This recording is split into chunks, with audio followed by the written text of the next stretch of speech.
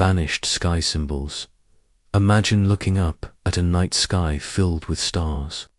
You've never seen before stars no one can find today, not even with the best telescopes or apps. That's what ancient Mesopotamians carved into their ziggurat ceilings. Thousands of years ago, and it's a mystery that still leaves scientists scratching their heads.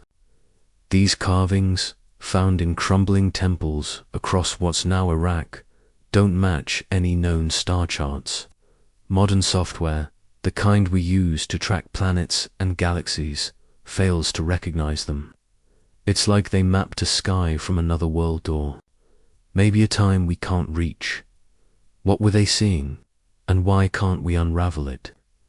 Before we dive into this ancient puzzle, hit that like button, subscribe, and ring the bell to join our curious community. Drop a comment below.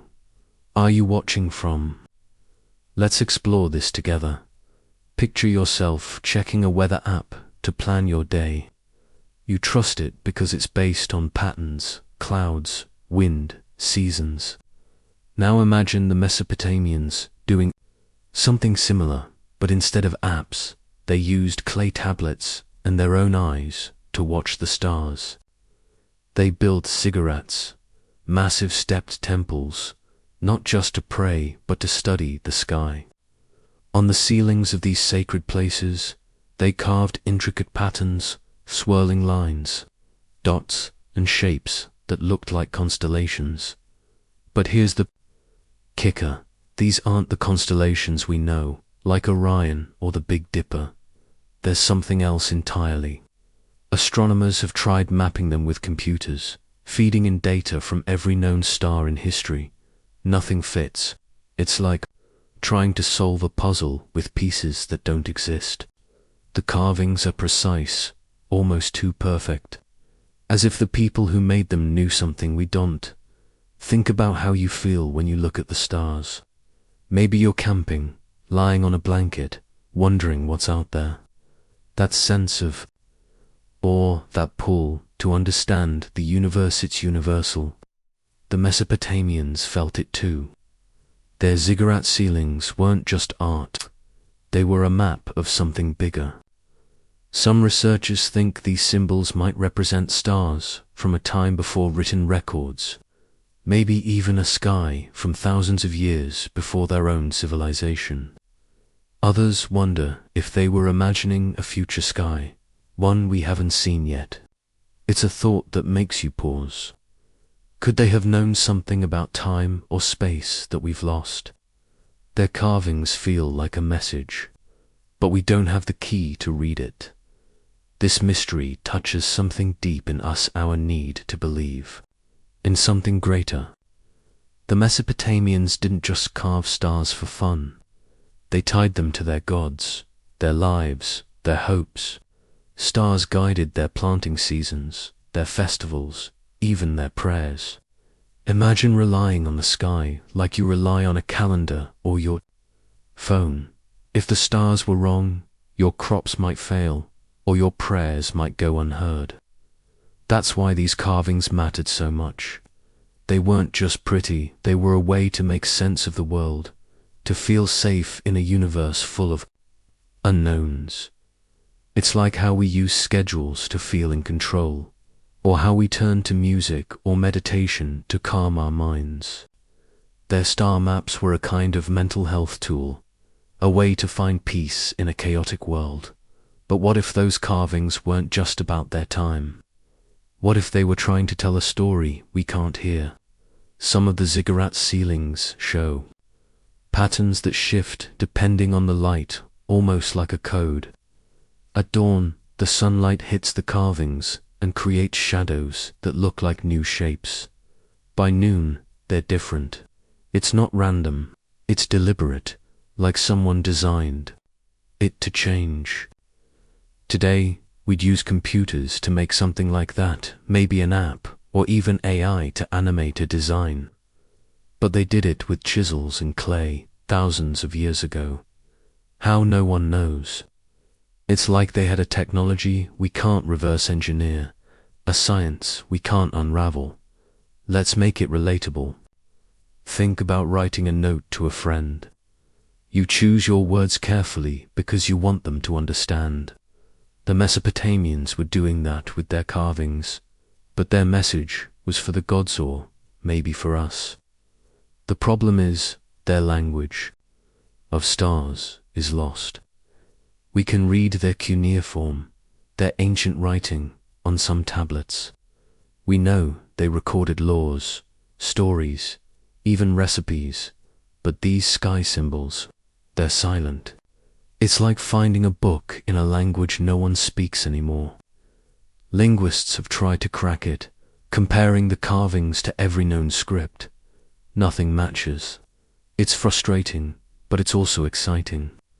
It's a reminder that history holds secrets we're still chasing.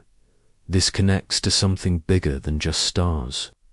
It's about how we communicate, how we try to leave a mark. The Mesopotamians carved their skies to say something, maybe about their beliefs, maybe about their fears. Today, we do the same with our words, our posts, our videos.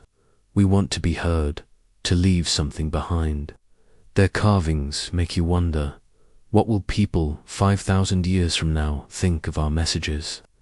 Will they understand our apps, our stories? Or will they be as lost as we are looking at these vanished sky symbols? Let's pause for a moment.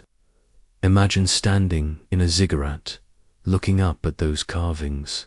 The air is cool, the temple quiet. You feel small but connected, like the stars are speaking just to you.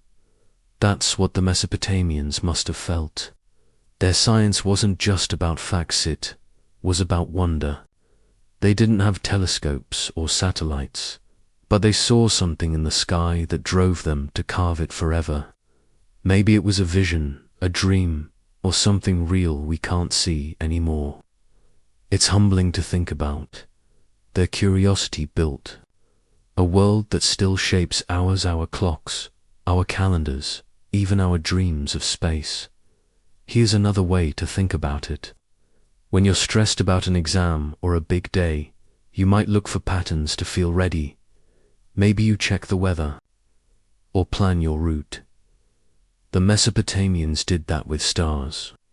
Their carvings were a way to predict, to prepare, to feel in control. But the mystery of those unknown symbols makes you wonder if they were preparing for something bigger. Were they warning us, guiding us, or just dreaming of a sky they hoped to reach? It's a question that sticks with you, like a song you can't stop humming. Before we go deeper, let's connect. Have you ever looked at the stars and felt something bigger? Maybe you saw a constellation or just felt small under the sky. Share your story in the comments. It's amazing to hear what you've experienced. This mystery isn't just about Mesopotamia. It's about all of us, our need to understand the universe. The ziggurat carvings are a puzzle we're still solving, and every clue brings us closer to their world. This is just the start of our journey. These vanished sky symbols are one piece of Mesopotamia's science we can't unravel. They challenge everything we know about history, about what's possible. They make us ask, what else did they know? What else is waiting to be found? As we keep exploring, we'll uncover more mysteries, glowing stones, whispering sands, things that feel alive even today. Their science wasn't just about survival, it was about reaching for something eternal. It's like they left a message in the stars, and we're still learning how to read it. Keep watching, keep wondering, and let's unravel this together. Breathing idle room.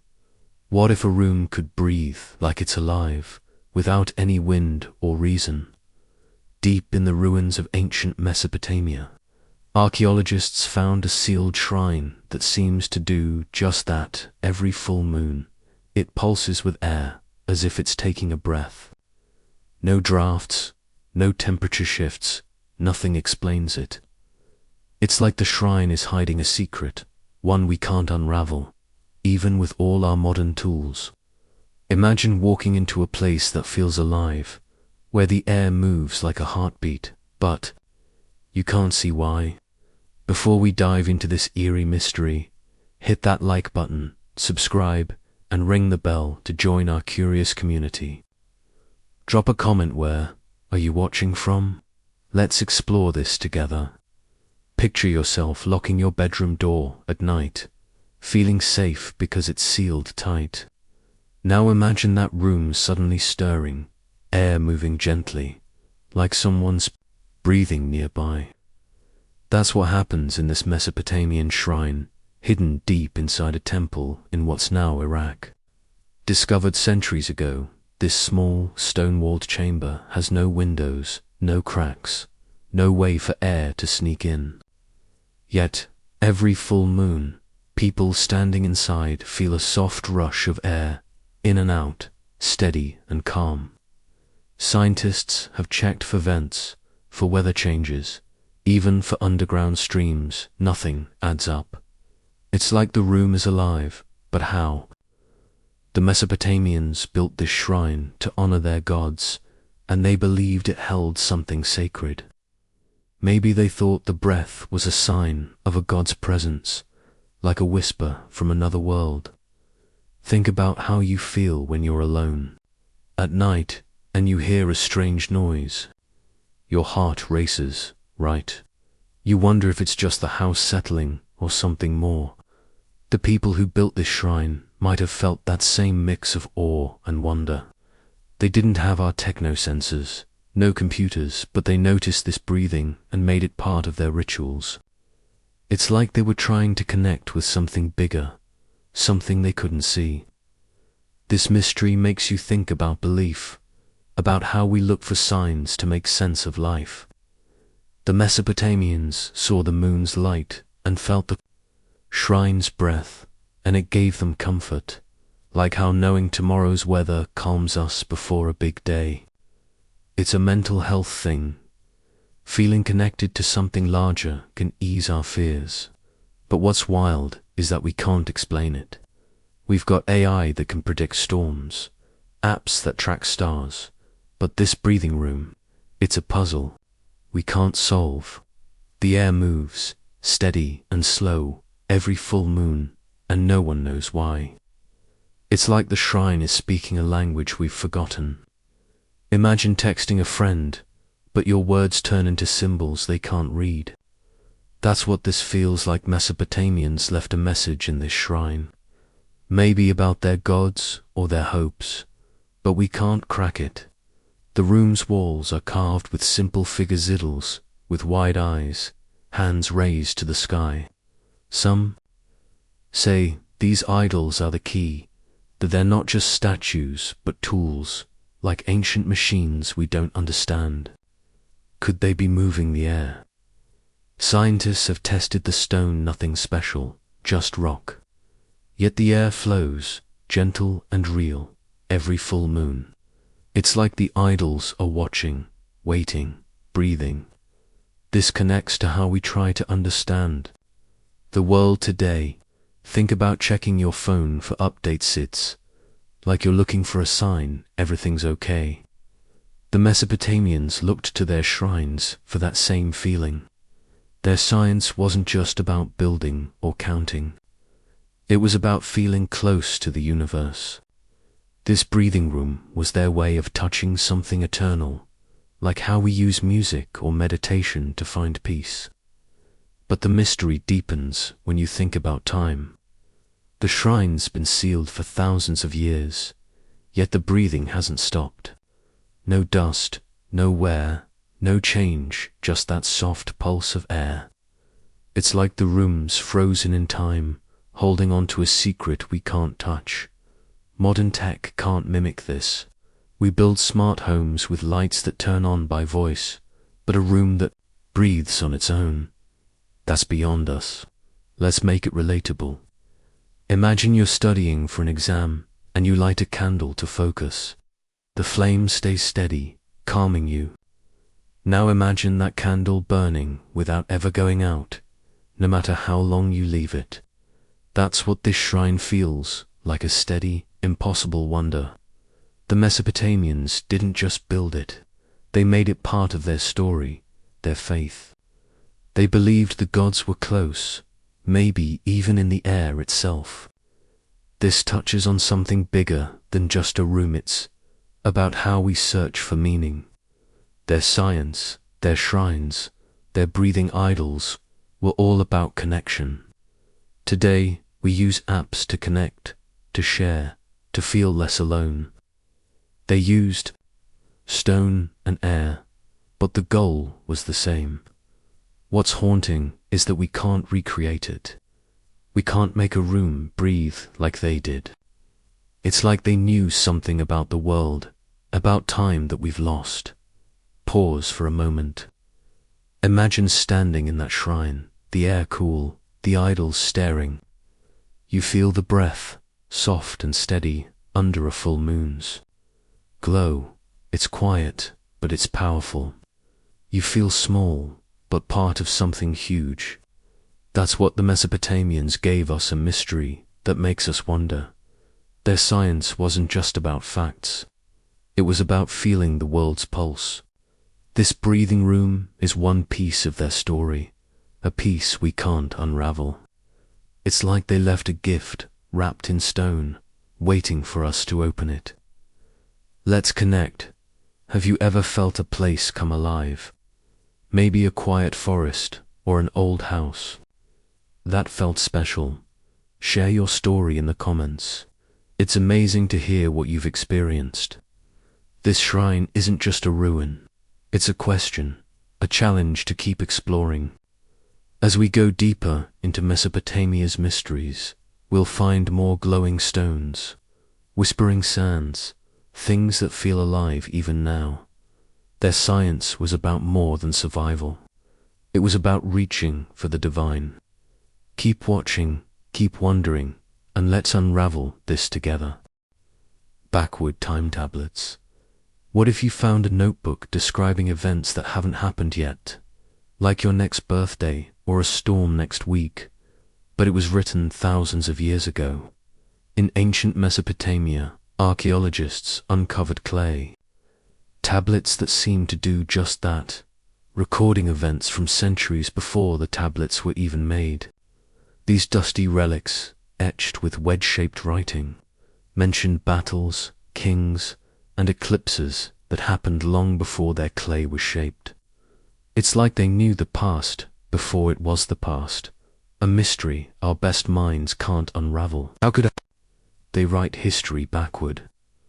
Before we dive into this mind-bending puzzle, hit that like button, subscribe, and ring the bell to join our curious community.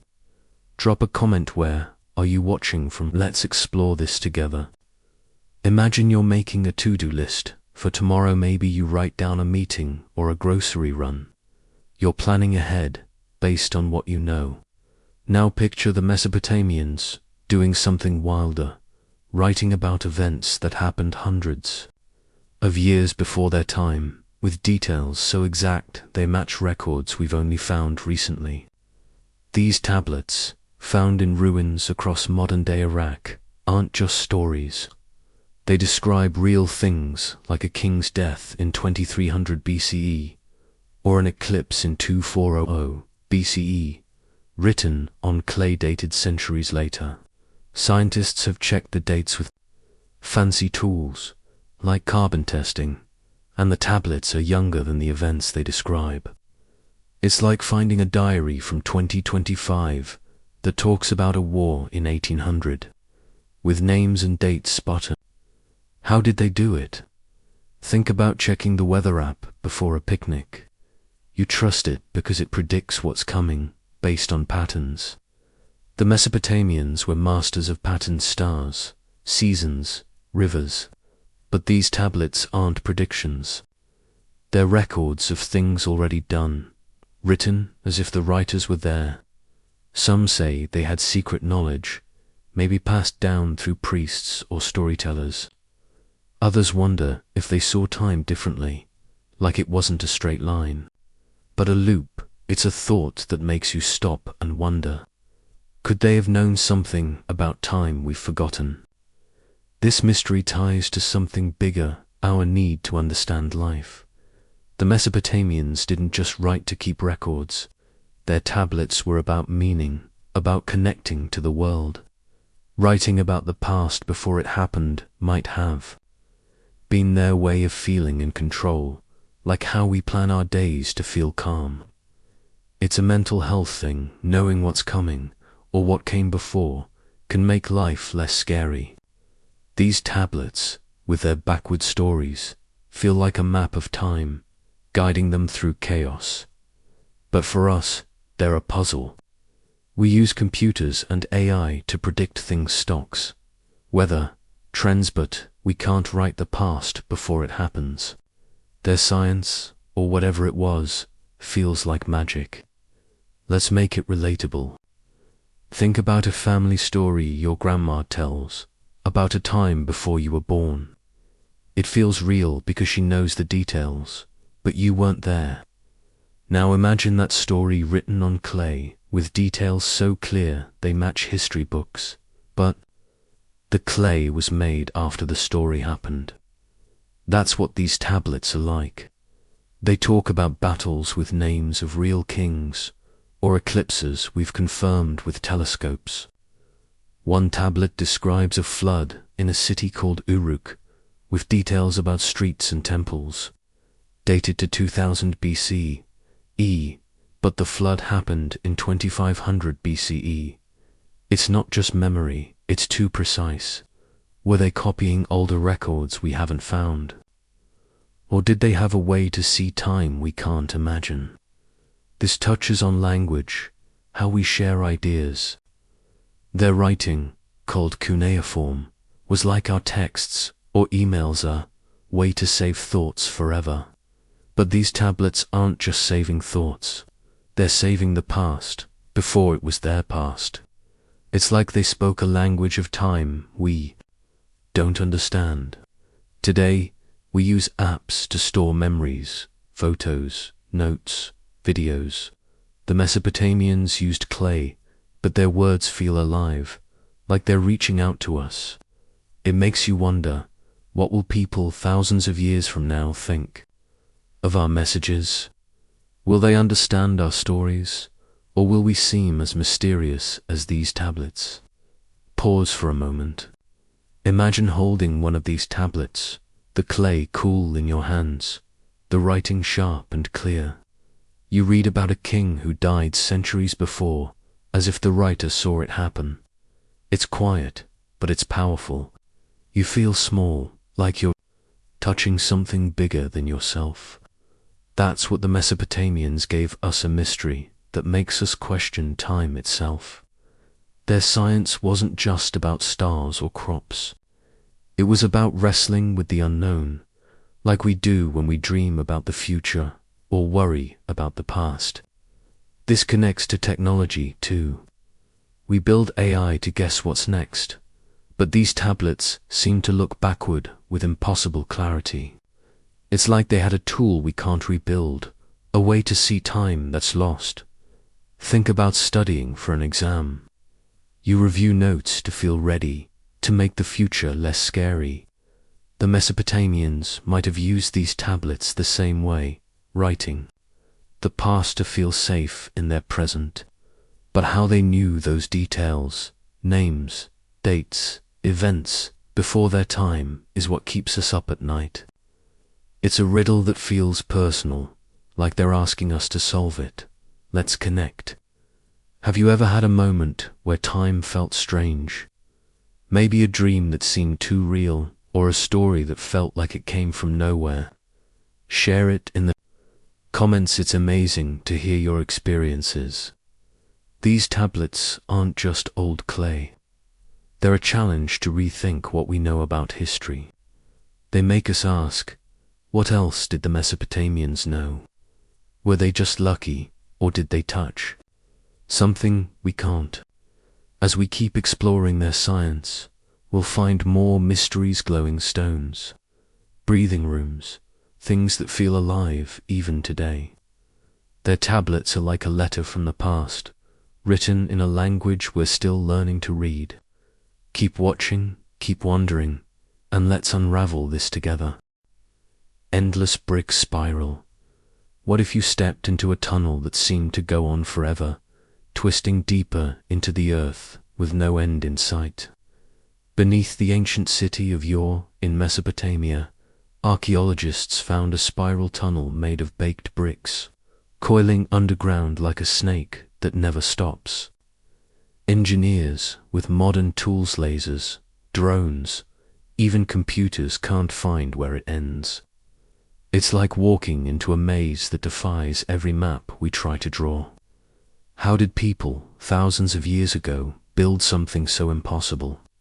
Before we dive into this mind-bending mystery, hit that like button, subscribe, and ring the bell to join our curious community. Drop a comment where are you watching from. Let's unravel this together. Imagine going for a walk in your neighborhood, following a path you know well. You expect to reach the end, maybe a park or a street corner. Now picture that path curling downward, deeper and deeper, with no finish line.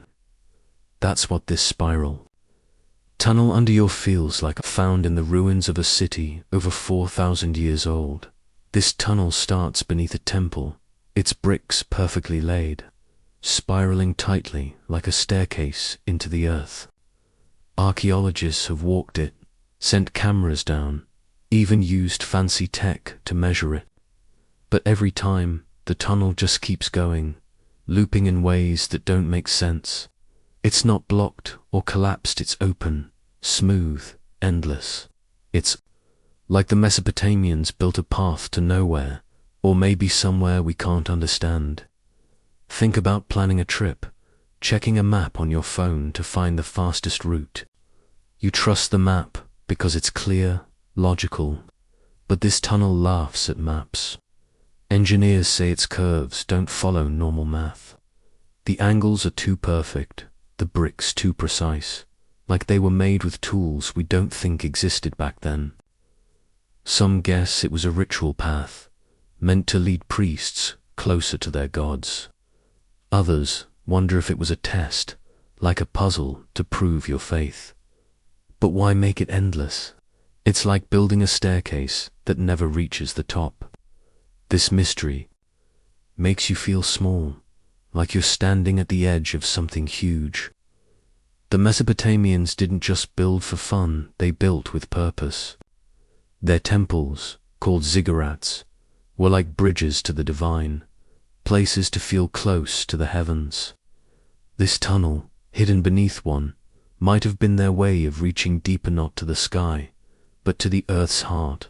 It's like how we light candles or say quiet prayers to feel calm, to find peace in a busy world. Their tunnel could have been a mental health tool, a place to walk and think, to let go of worries. But its endlessness, that's what keeps us up at night. We use apps and AI to map everything: cities, forests, even space. Yet this tunnel stays a secret, like it's hiding from our tech. Let's make it relatable. Picture studying for an exam, following a study guide, step by step. You expect to finish, to understand. Now imagine the guide keeps adding pages. No matter how far you read. That's what this tunnel feels like, a journey with no end. The bricks are smooth, worn by ancient feet, but they lead nowhere we can find. Some carvings on the walls show spirals, like the tunnel itself may be a clue to its purpose. Were priests walking to meet their gods? Were they lost in thought, like we get lost in a good book? The tunnel's design is so clever, it's like they knew something about space or time we can't grasp. This ties to bigger ideas, like how we use language to share our thoughts.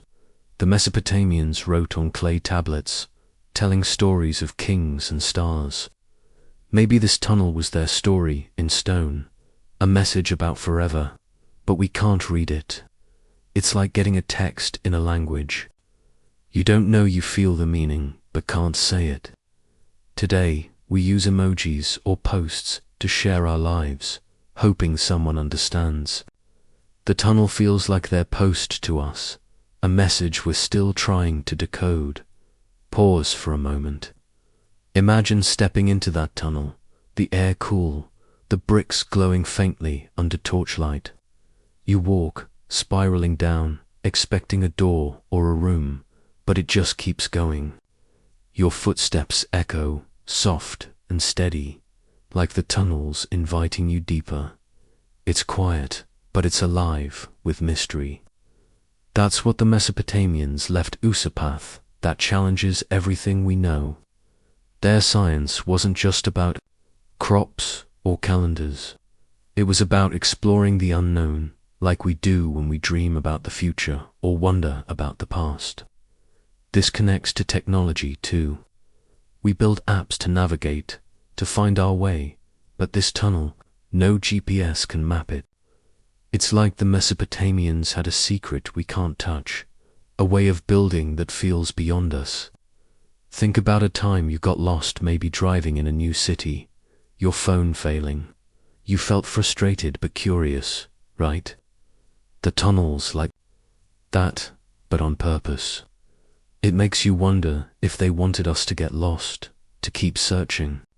It's a mental health thing, too. Walking a path, even an endless one, can clear your mind, like a long talk with a friend.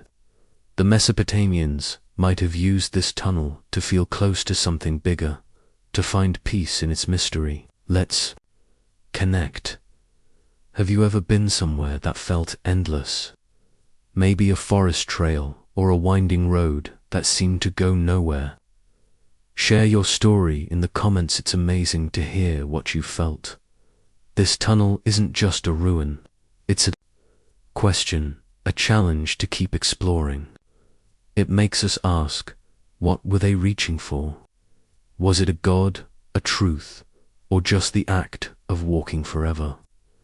As we dive deeper into Mesopotamia's science, we'll find more glowing idols, whispering sands, things we can't explain. Their tunnel is like a story without an end, carved in brick, waiting for us to walk it. Keep watching, keep wondering, and let's unravel this together. Echoes of builders. What if a wall could whisper to you, telling secrets from thousands of years ago, just by touching it? In the ancient temples of Mesopotamia, some stone walls do exactly that. When you place your hand on them, faint murmurs echo like voices from the past, but no one can explain why. Scientists have tested these walls with every tool. We have microphones, sound, sensors, even computers, and found no recordings, no hidden devices, nothing to cause the sound. It's like the builders of these temples left their voices in the stone, a mystery we can't unravel. Before we dive into this haunting puzzle, hit that like button, subscribe, and ring the bell to join our curious community. Drop a comment. Where are you watching from? Let's explore this together. Imagine you're at home, running your hand along a wall, and suddenly you hear a soft whisper, like someone's talking just out of sight. It's creepy but exciting, right? That's what happens in certain Mesopotamian temples, built over 4,000 years ago in what's now Iraq. These walls, made of thick stone or baked clay, look ordinary, carved with simple patterns of reeds or gods. But when you touch them, gently, you hear faint sounds, murmurs, like distant voices or soft chants. Archaeologists have stood in these quiet, dusty rooms, pressing their hands to the walls, and felt the air hum with whispers. They've checked for tricks, hidden pipes, cracks, even wind, but there's nothing. The sound comes from the stone itself, like it's alive. Think about checking the weather on your phone before going out. You trust it because it's clear, based on science. But these whispering walls, they don't follow any science we know. Researchers have brought in fancy equipment, the kind used to record music or analyze earthquakes, and found no source for the sound.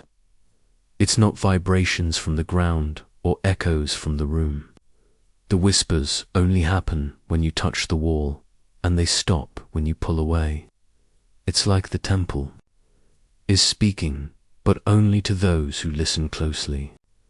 The Mesopotamians built these temples to connect with their gods, so maybe they believed the whispers were divine, like a message from the heavens. This makes you wonder about belief, about how we look for signs in the world. Picture yourself stressed about an exam, listening to music to calm down. The rhythm soothes you, makes you feel less alone. For the Mesopotamians, these whispering walls might have been like that, a way to feel close to something bigger. Their temples weren't just buildings. They were places to find peace, to hear the gods. The whispers could have been their music, their comfort, a mental health tool in a world full of unknowns. But why do the walls whisper? We use tech like AI to understand sounds, think of voice assistants like Siri, but these walls stump us. It's like they're speaking a language we can't learn. Let's make it relatable. Imagine touching an old family photo and hearing your grandma's voice, telling a story from long ago. It would feel magical, like the past is alive. That's what these walls are like when you touch them. You hear echoes of the builders, people who lived thousands of years ago. The whispers aren't clear words. They're soft, like a crowd murmuring or a prayer being chanted.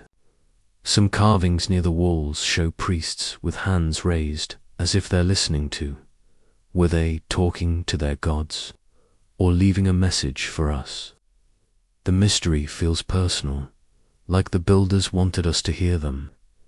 This ties to language, how we share who we are. The Mesopotamians used cuneiform, their wedge-shaped writing, to save stories on clay.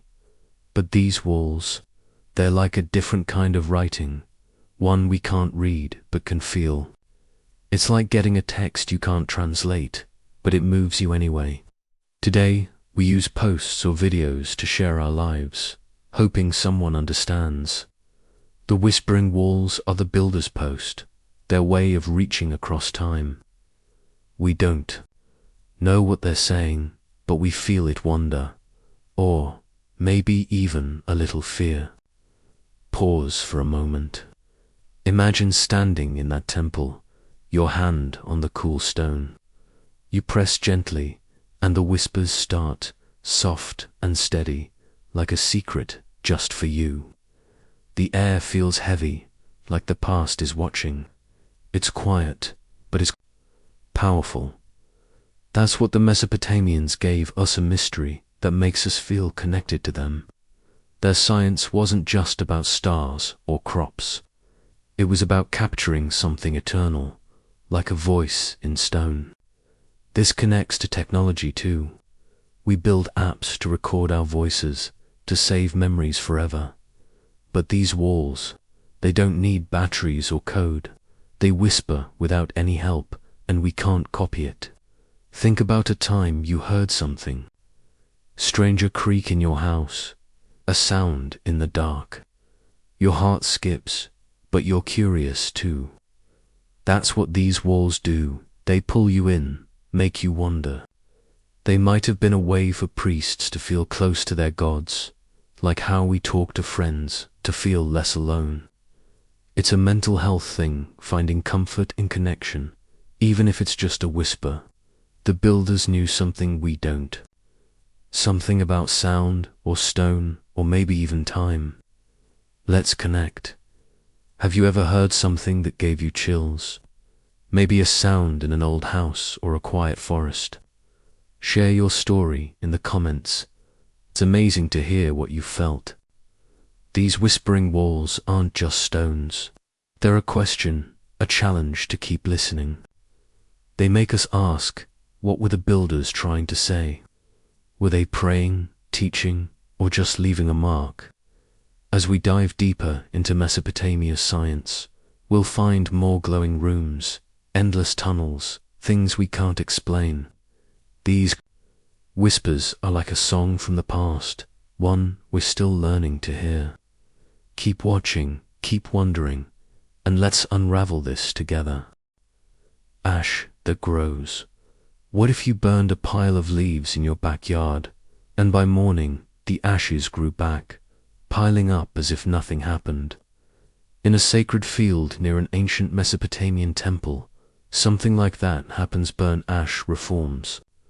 Overnight, piling up in the same spot, untouched by wind or rain.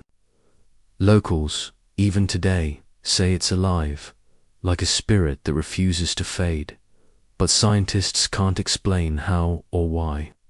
It's like the earth itself is breathing new ash, a mystery that defies everything we know. Before we dive into this strange wonder, hit that like button, subscribe, and ring the bell to join our curious community. Drop a comment. Where are you watching from? Let's unravel this together. Picture yourself cleaning up after a bonfire, sweeping away the ashes to keep things tidy. You come back the next day, and the ashes are back, neat and piled, as if the fire never stopped. That's what happens in this field near a temple in what's now Iraq, a place the Mesopotamians called holy. Thousands of years ago, priests burned offerings, herewood, herbs, maybe sacred plants, and the ash would pile up. But every morning, no matter how much they cleared, the ash returned, fresh and untouched. Modern researchers have watched it happen. They've burned the field, swept it clean, even sealed it off, but by dawn, the ash is back, soft and grey, like it grew from the ground. No one can find a source, no hidden ash, no trick, no explanation. It's like the field is alive, creating ash out of nothing. Think about checking the weather before a big day, like a picnic or a game. You trust the forecast because it follows rules: clouds, wind, seasons. But this ash follows no rules. Scientists have tested the soil, the air, even the ash itself. It's just ash, burnt wood or plants, nothing special. Yet it keeps coming back, night after night, in the same sacred spot. Locals, who still visit the field, treat it like a living thing, leaving offerings or saying quiet prayers. They believe it's a spirit, maybe a god, tied to the earth. For the Mesopotamians, this field wasn't just dirt, it was a place to connect with something bigger. Imagine feeling stressed about a test or a fight with a friend. You might go for a walk to clear your head, to feel calm. That's what this field was for them. Place to find peace, to feel the world made sense. The ash growing back wasn't scary. It was a sign, like a heartbeat from the ground, telling them their gods were near. This ties to mental health, how we look for signs to feel safe. The Mesopotamians saw the ash as proof of something eternal, like how we use routines to stay grounded. But the mystery is why it happens. We use tech cameras, sensors, even AI to study patterns, but this ash stumps us. It's like it's playing a game we can't win. Let's make it relatable. Think about planting a garden, watering seeds, and watching them grow. You expect growth because you care for it. Now imagine ash growing without any help. No fire, no wood, just appearing like a plant. That's what this field does. The Mesopotamians burned offerings here as part of their rituals, maybe to thank their gods or ask for rain. The ash was supposed to vanish, carried away by wind or time. But it didn't. It grew back, piling up like a message. Some tablets from nearby temples talk about a living field where the earth remembers the fire.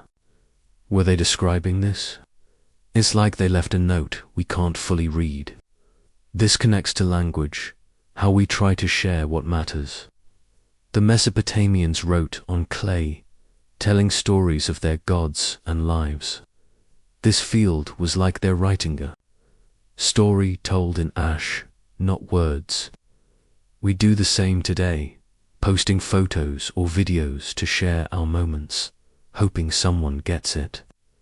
The ash is their post, a sign that says, we were here, and something bigger was too. But we don't know how it works.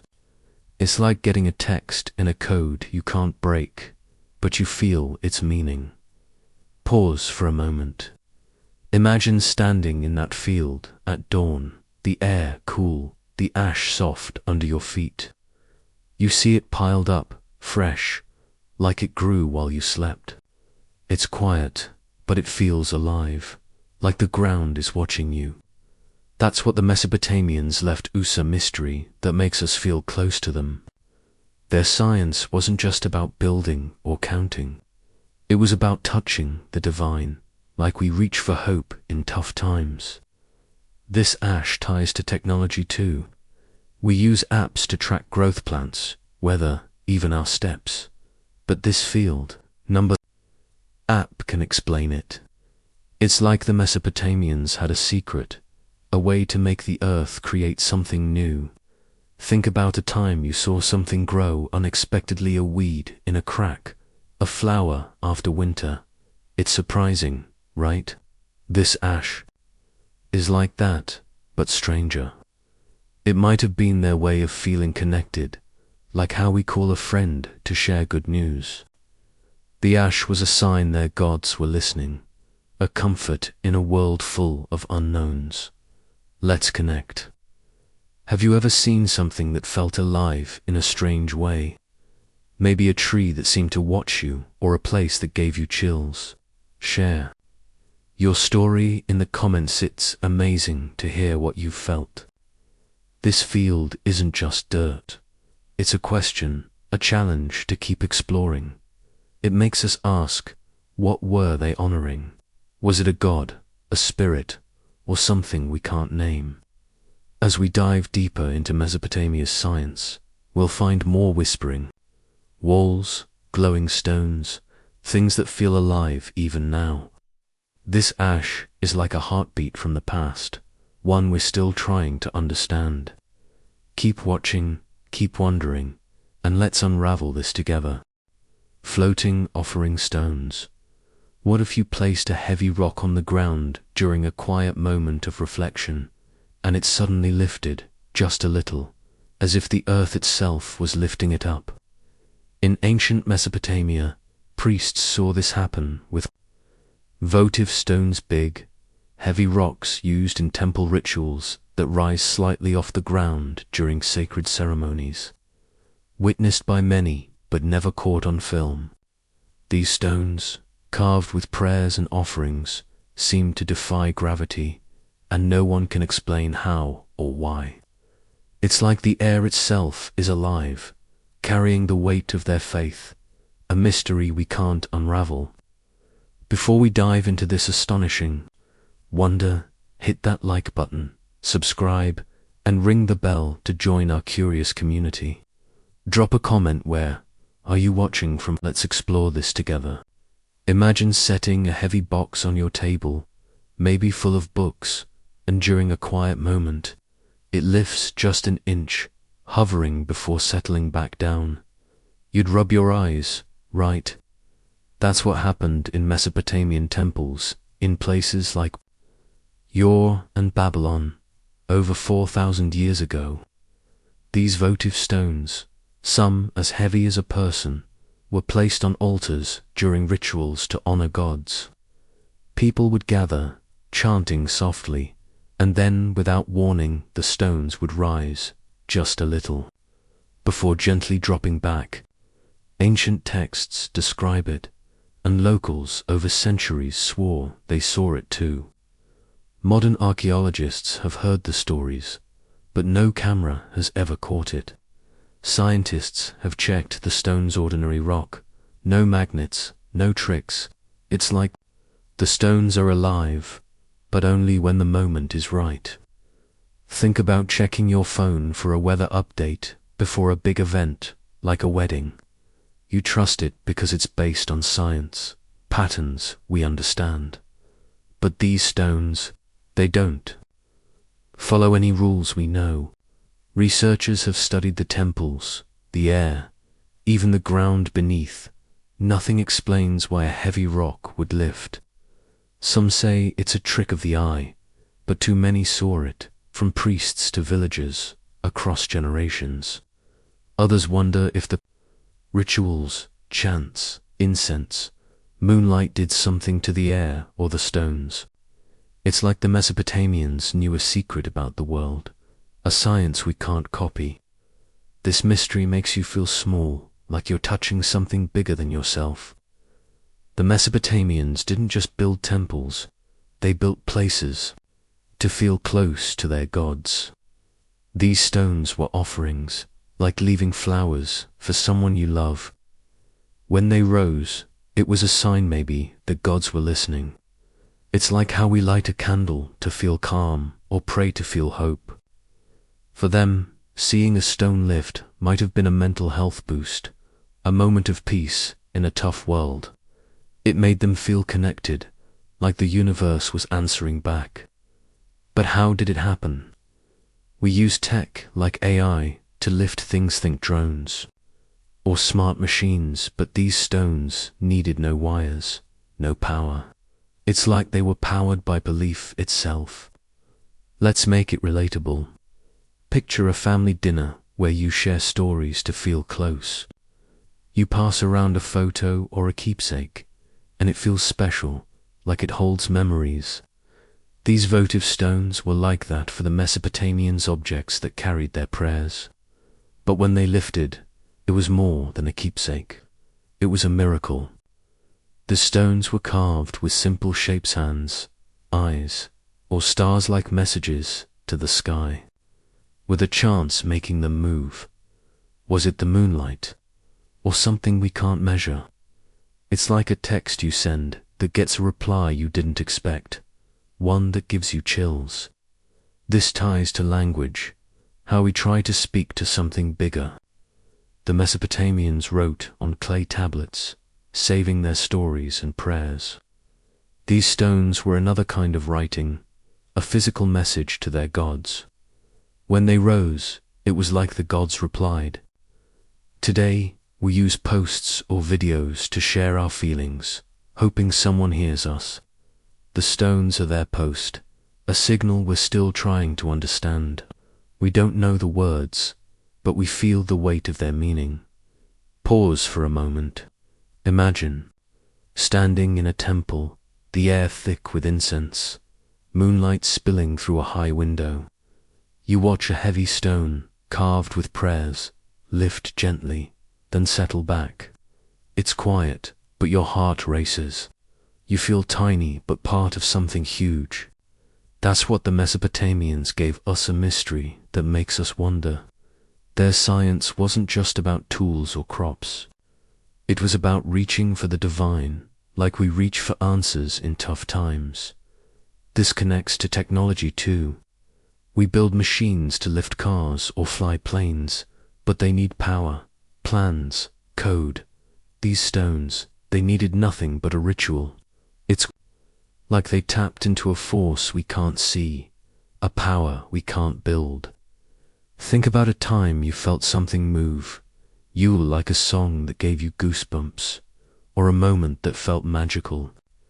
That's what these stones were for, them a spark of wonder. They might have used them to feel strong, like how we call a friend to lift our spirits.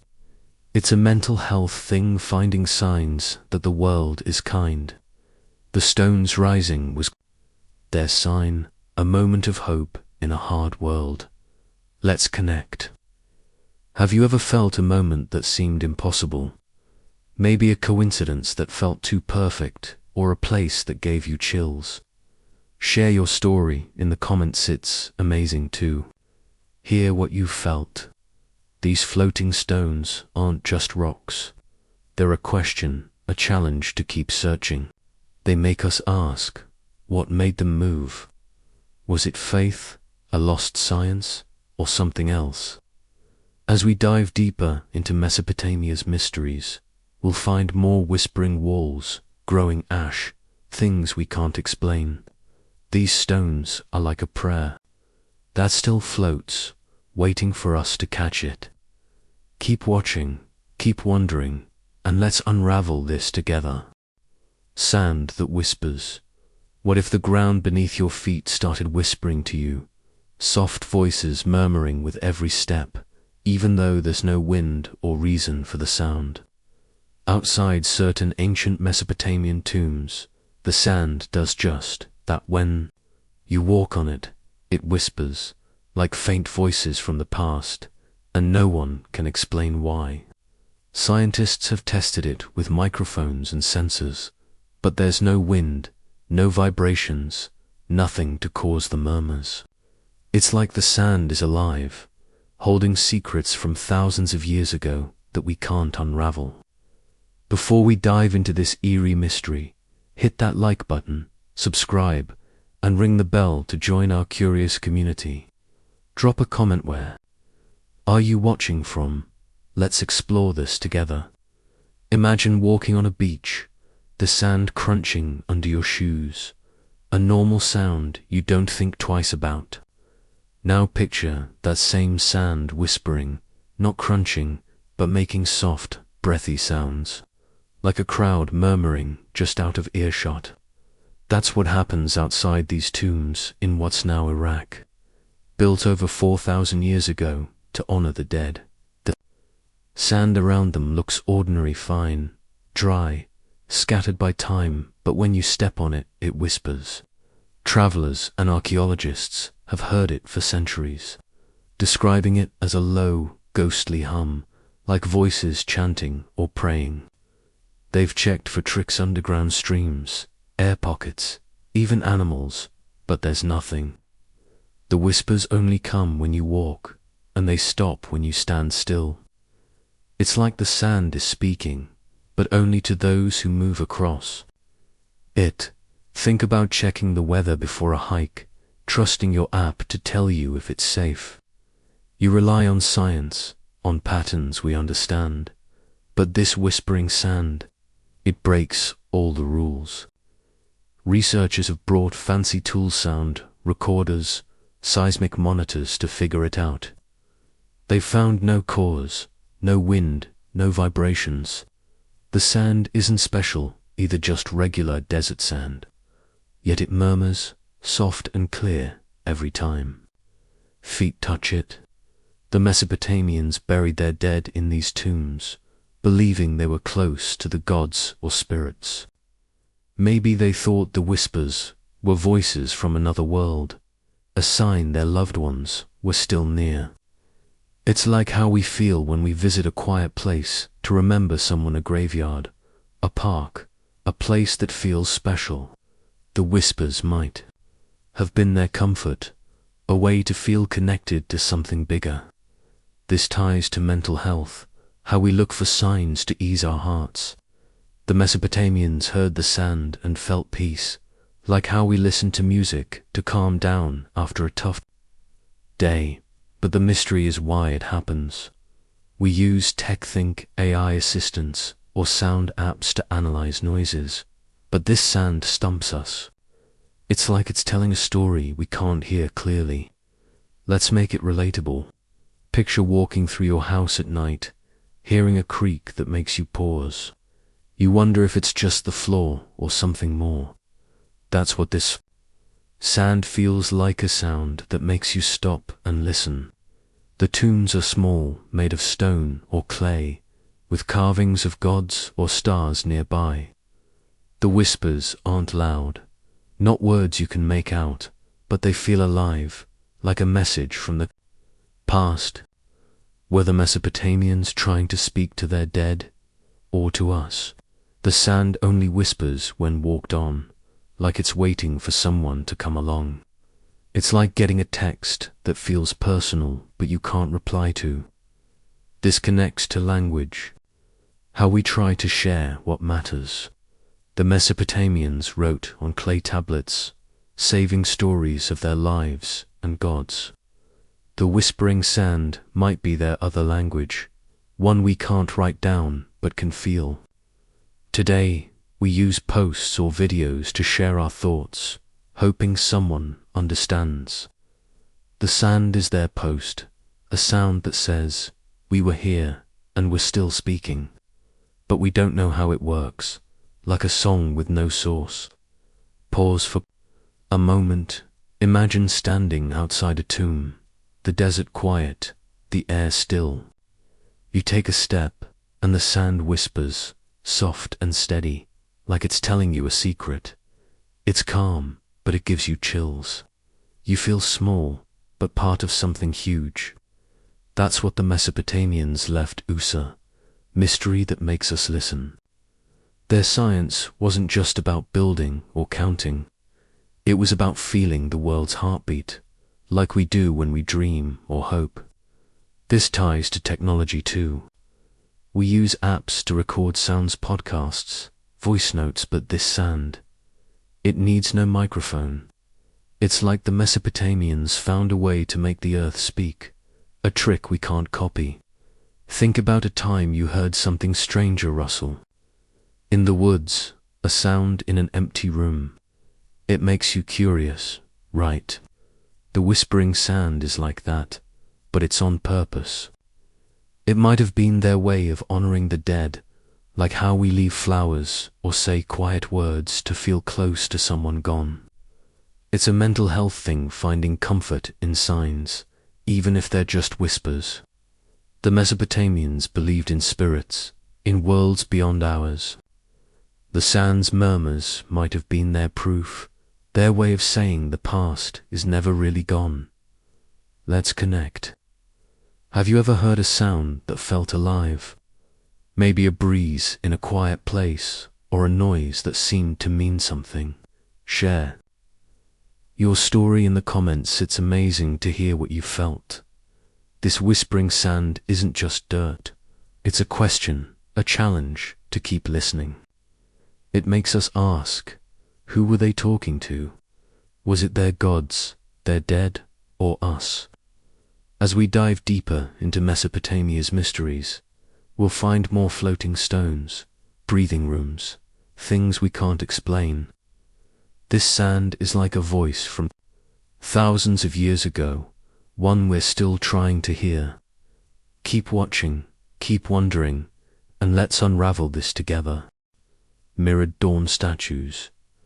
What if you saw two statues, facing opposite directions, catch the sunrise in a way that makes their light meet perfectly, like a secret signal across time?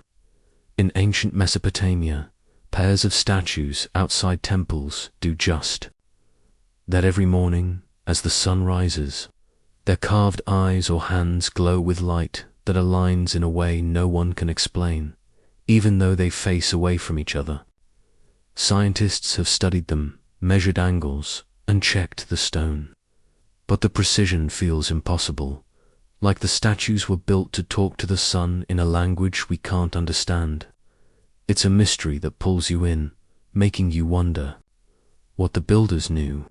Before we dive into this beautiful puzzle, hit that like button, subscribe, and ring the bell to join our curious community. Drop a comment. Where are you watching from? Let's explore this together. Imagine waking up early to watch the sunrise, maybe with a cup of coffee, feeling calm as the light spreads.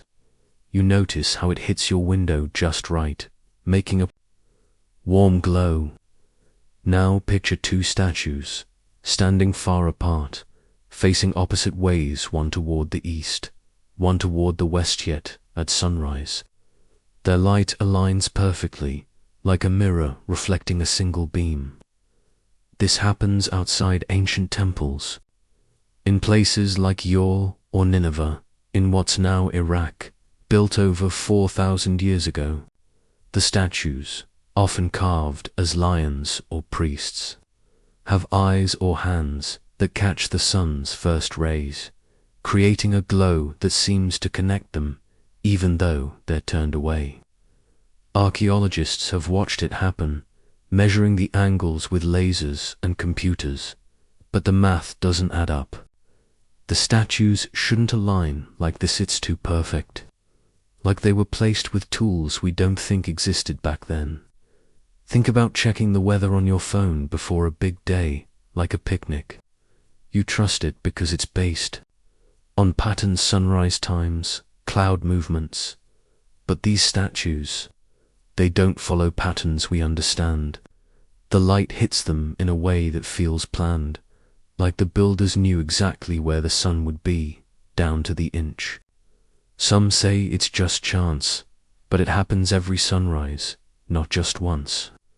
Others think the statues were part of a ritual, maybe to honor the sun god or mark a sacred moment. It's like they built a conversation with the sky, one we can see but can't hear. This mystery makes you feel small, like you're touching something bigger than yourself. The Mesopotamians didn't just carve statues, they built them to connect with their gods. The aligned light might have been a sign, like a nod from the heavens. It's like how we light a candle for someone we miss, feeling close to them. For the Mesopotamians, this glowing moment was a comfort, a mental health boost in a world full of unknowns. Seeing the statues light up at dawn might have made them feel safe, like the gods were watching. But how did they do it? We use tech-think, apps or AI to predict sunrise or design buildings. But these statues, they needed no wires, no code, just stone and sunlight. Let's make it relatable. Pictures setting up a photo with a friend, trying to catch the light just right for a perfect shot. You adjust, move, plan. Now imagine doing that with two huge stone statues facing opposite ways and getting the light to meet perfectly every day. That's what the Mesopotamians did. The statues are often pairs lions guarding a gate or figures with raised hands, and their carvings are simple but precise. The light hits a specific spot, like an eye or a palm, and somehow connects. Across the distance, were they using math? We don't know. Or something else, like a lost science. It's like getting a text that feels magical, one you can't reply to but can't ignore. This ties to language, how we try to share what matters. The Mesopotamians wrote on clay tablets, telling stories of their gods and lives. These statues are like their writing in light, a message told through sunrise. We do the same today, posting pictures or videos to share our moments, hoping someone sees. The statue's glowing alignment is their post, a signal we're still trying to read. We don't know the words, but we feel the meaning: wonder, hope, maybe awe. Pause for a moment. Imagine standing between those statues at dawn, the air cool, the first light creeping over the horizon. You see the glow start, faint at first, then bright, linking the statues like a bridge of light. It's quiet, but it's powerful. You feel tiny, but part of something huge. That's what the Mesopotamians gave us, a mystery that makes us feel close to them. Their science wasn't just about tools or crops. It was about capturing the divine, like we capture moments to feel alive. This connects to technology too. We use cameras to catch light, apps to track the sun, but these statues, they needed nothing but stone and a perfect plan. It's like they knew a secret about light we can't rebuild. Think about a time you saw something beautiful, a sunrise, a rainbow that made you stop. It felt special, right? The statue's light was like that for them, a moment of wonder. It might have been their way of feeling strong, like how we call a friend to share good news. It's a mental health thing, finding signs that the world is kind. The glowing statues were their sign, a promise of something bigger. Let's connect. Have you ever seen a sunrise that felt magical? Maybe a moment that seemed meant just for you. Share your story in the comments, it's amazing to hear what you felt. These mirrored dawn statues aren't just stone. They're a question, a challenge to keep looking. They make us ask, how did they plan this? Was it math, faith, or something we can't name? As we dive deeper into Mesopotamia's mysteries, we'll find more whispering sands, floating stones, things we can't explain. These statues are like a light from the past, one we're still trying to follow. Keep watching, keep wondering, and let's unravel this together. Unwritten river codes.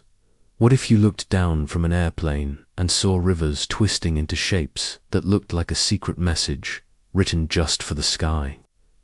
In ancient Mesopotamia, ceremonial canals near temples form patterns like that symbols.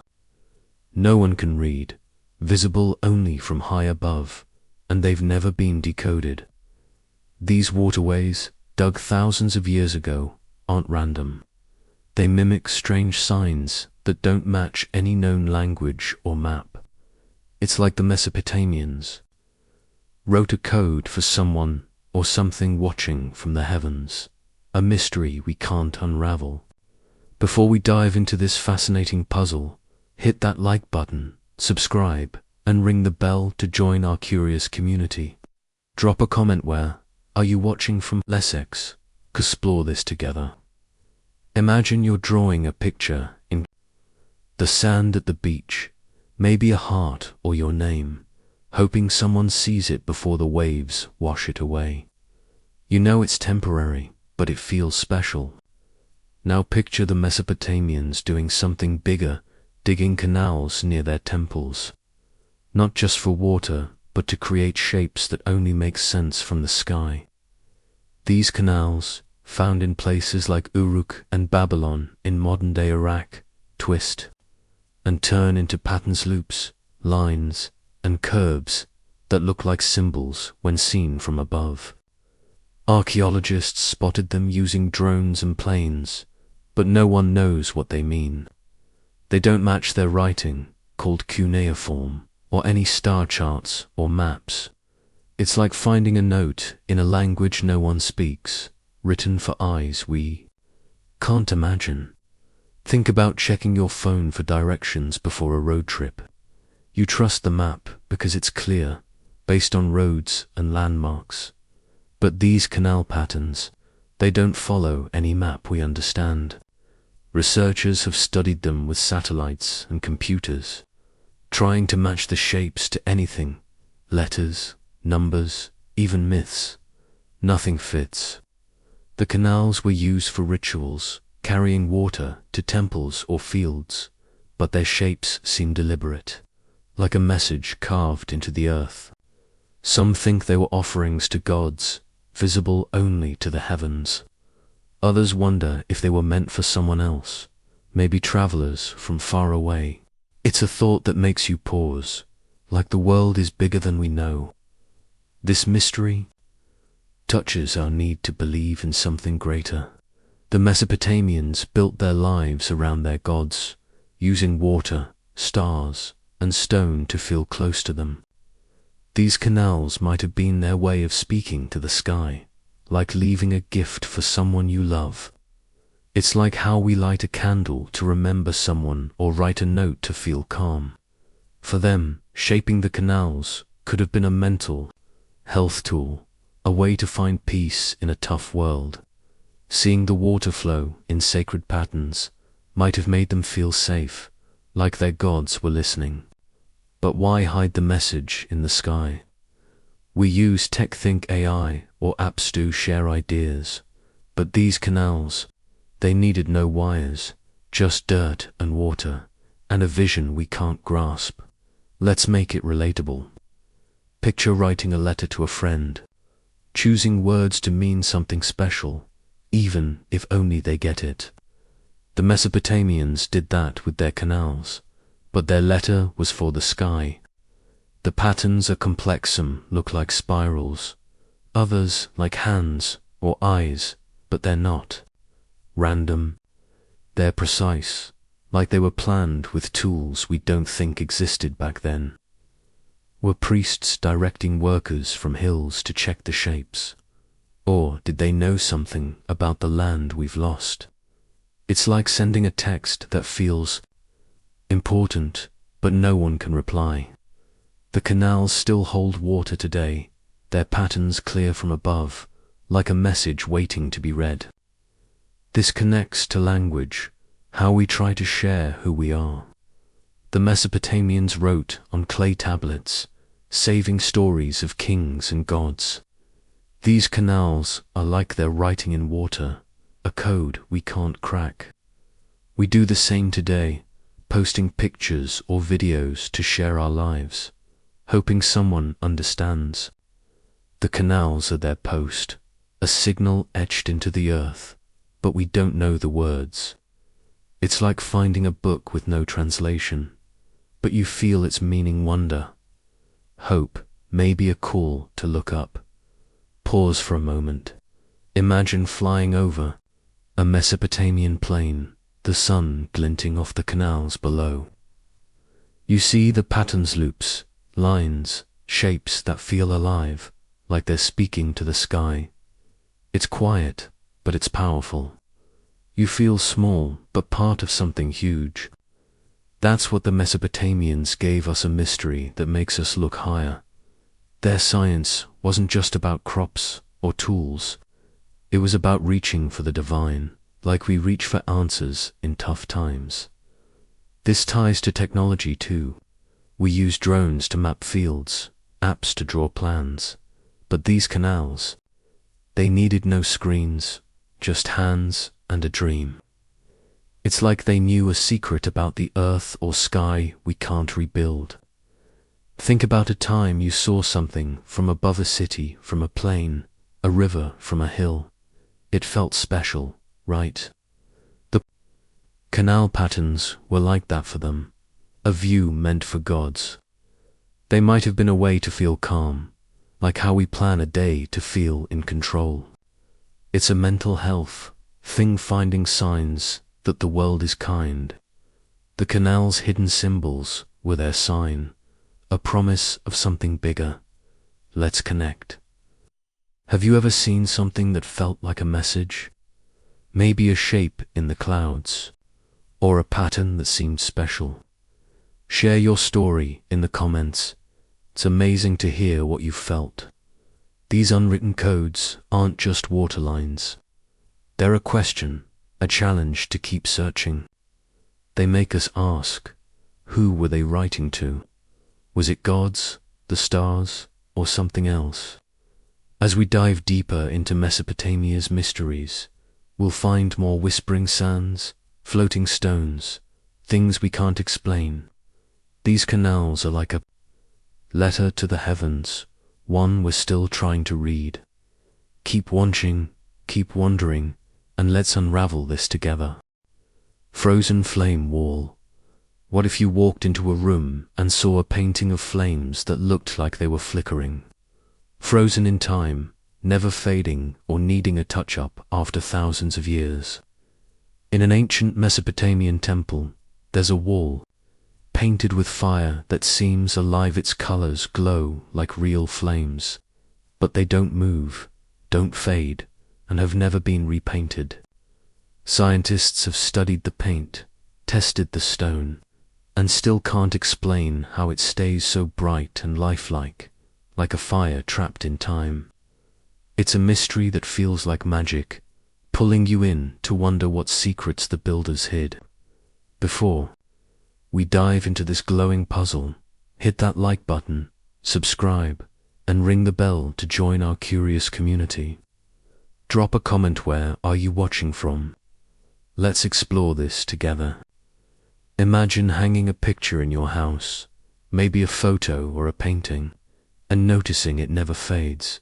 No matter how much sun hits it, you'd think it's impossible, right? That's what this wall is like in a temple in what's now Iraq, built over 4,000 years ago. The wall shows flames, red, orange, yellow, swirling like a real fire, so vivid you'd swear they're moving. But they're still painted on stone, and they've stayed bright for millennia. Archaeologists have seen it, touched it, even scraped tiny bits of paint to test. The colors don't flake, don't dull, even under harsh desert sun. No one's repainted it, and no known paint from that time acts like this. It's like the Mesopotamians caught fire itself and locked it in the wall. Think about checking the weather on your phone before a barbecue, planning for sun or rain. You trust the forecast because it's based on science, on rules we know. But this wall, it breaks those rules. Researchers have used fancy tools, tests, microscopes, to study the paint. It's made of simple stuff, like crushed plants or minerals, nothing special. Yet it stays perfect, like it was painted yesterday. Some say it's the stone, maybe a special kind that holds color. Others think it's a lost recipe, a secret the Mesopotamians took with them. The flames look so real, visitors feel warm just standing there, like the wall is alive. This ties to belief, how we look for signs of something bigger. The Mesopotamians built temples to honor their gods, and fire was sacred, a symbol of life, power, maybe their sun god. This wall might have been their way of keeping that fire alive, like a prayer that never dies. It's like how we light a candle to feel calm or remember someone. It's a mental health thing, finding peace in a small glow. The frozen flames could have been their comfort, a sign their gods were near, even in tough times. But how does the paint last? We use TechThink apps or AI to preserve photos, but this wall, it needs no help, no touch-up, just time. Let's make it relatable. Picture painting your room, choosing a bright color to make it yours. Over time, it fades, sunlight, dust, life takes its toll. But this temple wall, its flames stay bold, like they're burning forever. The paint shows swirls and sparks, so detailed you can almost hear the crackle. Some carvings nearby show priests with torches, like they're feeding the painted fire. Were they trying to capture something eternal, or send a message to us? It's like posting a picture online, hoping it lasts. But this wall's glow is stronger than any filter.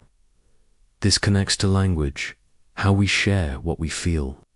The Mesopotamians wrote on clay tablets, telling stories of their gods and lives. This wall is like their writing, in color, a story told through fire. We do the same today, sharing videos or art to show who we are, hoping someone sees. The frozen flames are their art, a message we can't fully read but can't look away from. It's like a text that feels important, even if you don't know the words. Pause for a moment. Imagine standing in front of that wall, the temple quiet, the painted flames glowing under soft light. You reach out, expecting warmth, but it's just cool stone. Yet it feels alive, like the fire's still burning inside. It's calm, but it gives you chills. That's what the Mesopotamians left us, a mystery that makes us feel close to them. Their science wasn't just about tools or crops. It was about capturing something forever, like we capture memories to hold on to. This ties to technology, we use apps to save images, to keep colors bright, but they fade or get deleted. This wall, it's been bright for thousands of years, no batteries, no code. It's like the Mesopotamians knew a secret about time or light we can't copy. Think about a time you saw something that felt timeless as sunset, an old photo that still looked new. It's special, right? The frozen flames were like that for them, a spark of eternity. They might have used the wall to feel strong, like how we call a friend to share good news. It's a mental health thing, finding signs that life is kind. The glowing flames were their sign, a promise of something lasting. Let's connect. Have you ever seen something that felt frozen in time? Maybe an old painting or a place that seemed untouched. Share your story in the comments. It's amazing to hear what you've felt. This flame wall isn't just paint. It's a question, a challenge to keep looking. It makes us ask, how did they make it last? Was it skill, faith, or something else? As we dive deeper into Mesopotamia's mysteries, we'll find more whispering sands, floating stones, things we can't explain. These frozen flames are like a fire that never dies, one we're still trying to understand. Keep watching, keep wondering, and let's unravel this together. Bloodless sacrifice altar. What if you found a huge stone table, carved for ancient rituals, showing every sign of sacrifice, scratches, stains, where but not a single trace of blood, bones, or remains? In a Mesopotamian temple, a massive altar stands like that, marked by years of offerings, yet impossibly clean, as if the sacrifices vanished into thin air. Scientists have scoured it with every tool we have: microscopes, chemical tests, and found nothing, no clue of what was offered, or how it disappeared. It's like the altar holds a secret ritual we can't unravel, a mystery that feels alive with questions. Before we dive into this strange wonder, hit that like button, subscribe, and ring the bell to join our curious community. Drop a comment. Where are you watching from? Let's explore this together. Imagine setting a table for a big family dinner. Plates and cups ready, signs of a feast everywhere. But when you return, it's spotless, no crumbs, no spills, nothing. That's what this altar is like in a temple in what's now Iraq, built over 4,000 years ago. The altar is huge, carved from stone, with grooves and marks that scream sacrifice, deep scratches, worn edges, like it was used for centuries. But here's the twist. There's no blood, no bones, not even a speck of ash. Archaeologists have studied it, expecting traces of animals or offerings, like we find in other ancient sites. They've tested the stone with fancy tools, the kind used to solve crimes, but it's clean, impossibly clean. It's like every sacrifice vanished, leaving only the marks behind. Think about checking the weather before a picnic, trusting your app because it's based on science patterns we understand. But this altar, it breaks those patterns. Sacrifices in ancient times usually left something: bloodstains, bone fragments, charred bits. Other Mesopotamian altars have those traces, but this one, nothing. The marks show it was used, maybe for animals or plants, but there's no proof. Some say the priests cleaned it perfectly every time, but that's nearly impossible without modern tools. Others think the offerings were taken by gods, or maybe the altar itself absorbed them. It's a thought that makes you pause, like the world is hiding something big. This mystery ties to belief, how we reach for something greater. The Mesopotamians built temples to honor their gods, offering gifts to keep the world in balance: crops, rain, peace. This altar was likely a sacred spot where priests gave thanks or asked for help. Seeing it stay clean might have been a sign, like their gods accepted the offerings instantly. It's like how we light a candle to feel close to someone gone, finding comfort in the act. For them, a clean altar could have been a mental health tool, a way to feel calm, like their prayers were heard. But how does it stay clean? We use tech, think AI or lab tests, to analyze traces, but this altar gives us nothing. It's like it's keeping its own secrets. Let's make it relatable. Picture cooking a meal, leaving stains on your counter oil. Spices, mess. You clean it, but there's always a trace. This altar, it's covered in signs of use: cuts, grooves, wear, but no trace of what made them. The stone is smooth, carved with simple patterns, maybe of stars or rivers, like a story, etched for the gods. Were the priests offering something we can't imagine? Or was the altar designed to erase its own history? It's like writing a note that disappears after you send it, but the paper still shows your pen's marks. This connects to language, how we share what matters. The Mesopotamians wrote on clay tablets, recording their lives and prayers. This altar is like their writing in stone, a message told through absence. We do the same today, posting stories or photos to share our moments, hoping someone understands. The altar's clean surface is their post, a silent signal we can't read but can't ignore. It's like a text that feels heavy with meaning, even if the words are gone. Pause for a moment. Imagine standing before this altar, the temple quiet, the stone cool under your hand. You see the scratches, feel the weight of centuries, but it's clean, like it's waiting for the next offering. It's calm, but it gives you chills. You feel small, but part of something huge. That's what the Mesopotamians left us, a mystery that makes us wonder. Their science wasn't just about tools or crops. It was about touching the divine, like we reach for hope in tough times. This ties to technology too. We use machines to clean, to analyze, to save traces of the past. But this altar, it needs no machine, staying clean through time. It's like the Mesopotamians knew a secret about matter or ritual we can't rebuild. Think about a time you cleaned something perfectly, a desk, a room, and felt proud. Now, imagine it staying perfect forever, no matter what you did on it. That's what this altar does, and it's haunting. It might have been their way of feeling strong, like how we plan a day to feel in control. It's a mental health thing, finding signs that the world is kind.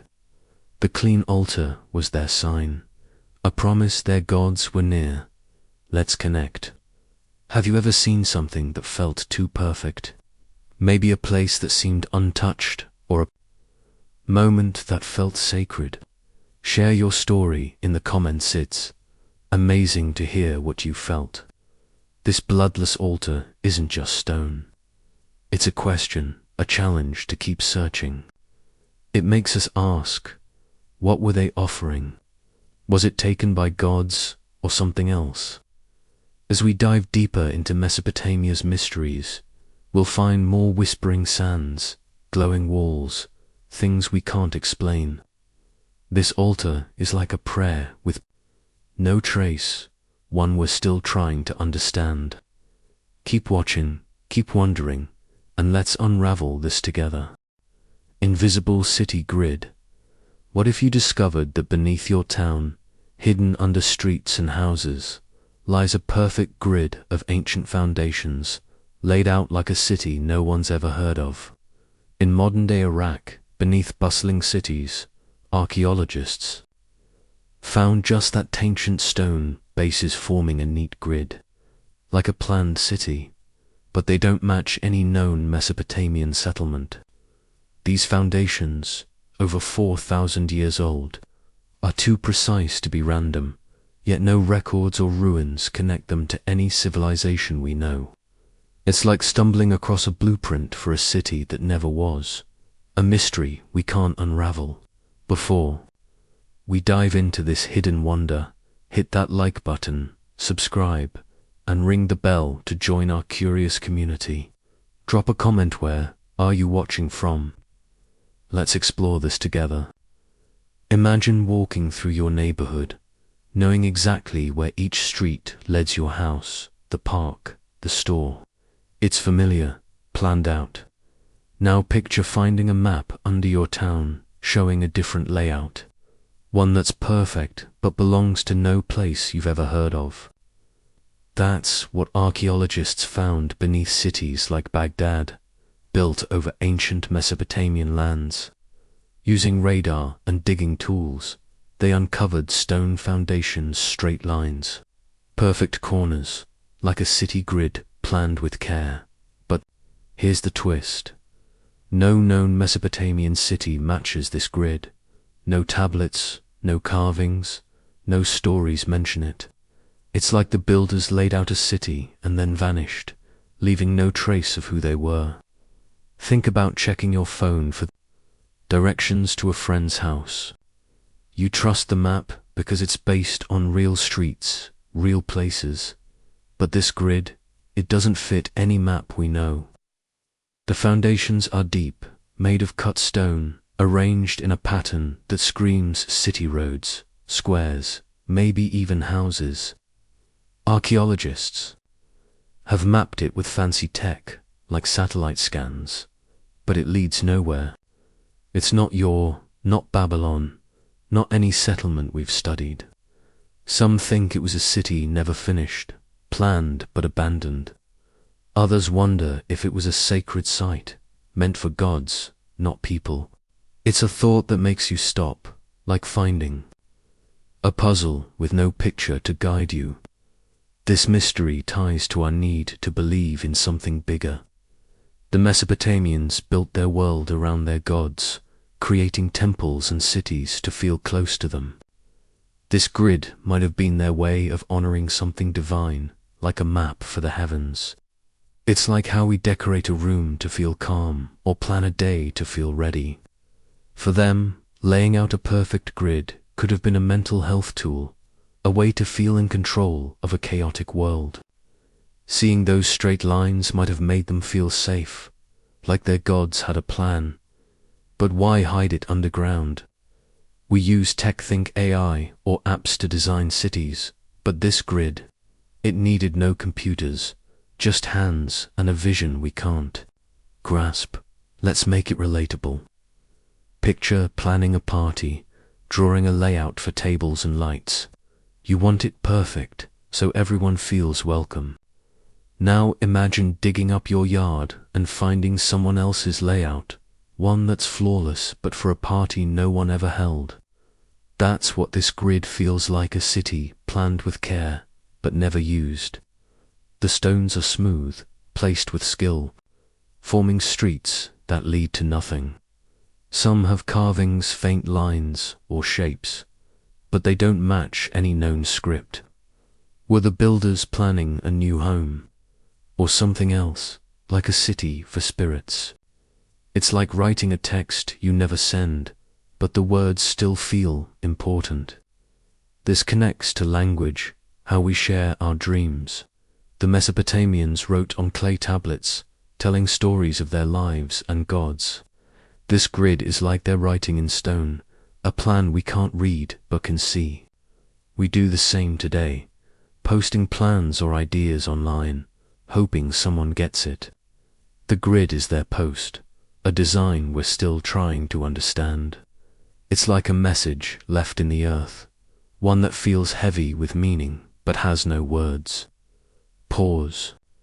For a moment, imagine standing above this hidden grid, the modern city humming around you, but below, a silent pattern waits. You picture streets, homes, lives that never were, laid out in perfect lines. It's quiet, but it's powerful. You feel small, but part of something huge. That's what the Mesopotamians left us, our mystery that makes us dream. Their science wasn't just about tools or crops. It was about building for eternity, like we build hopes for the future. This ties to technology too. We use apps to map roads, to plan towns, but this grid, it needed no screens, just stones and a secret. It's like the Mesopotamians knew a way to plan we can't copy. Think about a time you found something unexpected, a path in the woods, a drawing in an old book. It felt special, right? This grid was like that for them, a plan that meant something big. It might have been their way of feeling strong, like how we make lists to feel in control. It's a mental health thing, finding order in chaos. The hidden grid was their order, a sign of something lasting. Let's connect. Have you ever found something that felt out of place? Maybe an old map or a mark that seemed to mean something. Share your story in the comments. It's amazing to hear what you found. This invisible grid isn't just stones. It's a question, a challenge to keep searching. It makes us ask, who planned this city? Was it for gods, for people, or for us? As we dive deeper into Mesopotamia's mysteries, we'll find more whispering sands, glowing walls, things we can't explain. This grid is like a map to nowhere, one we're still trying to follow. Keep watching, keep wondering, and let's unravel this together. God-sized footprints. Imagine walking through a quiet field when suddenly you trip over something strange. Footprints so huge they could only belong to giants or gods, carved right into solid rock. In ancient Mesopotamia, people still talk about God-sized footprints, massive marks, 8 feet long, cut deep into the hardest stone. These aren't like the footprints you see in the sand after a walk on the beach. Those wash away with the tide. But these, they've stayed put for thousands of years, like a secret message from the past. Locals say they belong to mysterious beings who stepped between heaven and earth. Who were they? What did they want? Before we dig into this amazing story, take a second to hit that like button, subscribe, and ring the bell so you don't miss what's coming next. Drop a comment. Where are you watching from today? Let's figure this out together. Think about the last time you saw footprints in the mud after a rainy day. They're small, messy, and gone by tomorrow. Now picture these Mesopotamian prints perfectly shaped, giant, and stuck in rock so tough it's hard to even scratch. How did they do it? With just hammers and chisels, people back then carved these huge steps, smooth as if they were made yesterday. It must have taken days, maybe weeks, each tap a sign of their care or maybe their fear. Standing next to one, you'd feel tiny, like a kid next to a parent's big shoe. It's the kind of thing that makes you stop and wonder. These prints weren't just art, they meant something big. Maybe they were a way to feel close to the gods, like following their path during a quiet walk. Imagine believing something powerful was watching over you, leaving these marks to say, you're not alone. It's a bit like how we feel safe knowing someone's checking on us during a storm. For the Mesopotamians, these footprints could have been a comfort, a boost when life got hard, like a sunny day after a week of rain. Today, we lean on things like phone apps to feel okay. But back then, these giant prints were their way to hold on to hope. The mystery hooks you, doesn't it? These footprints are too perfect, too huge for a regular person to make alone. Were they a gift from the gods, a sign to look up and believe, or maybe a warning to stay humble? The rock doesn't talk, but the prints do. They whisper stories we can't quite hear. Some think they led to temples, places where people prayed or sang, honoring those skywalkers. Others say they sparked tales told around fires about beings who walked the stars. It's like how we tell stories about heroes to feel brave. These prints might have shaped how the Mesopotamians saw their world, giving them strength to face tough days, like when you lean on a friend during a bad week. And then there's the idea of leaving something behind. These footprints have lasted forever, a mark from people who wanted to be remembered.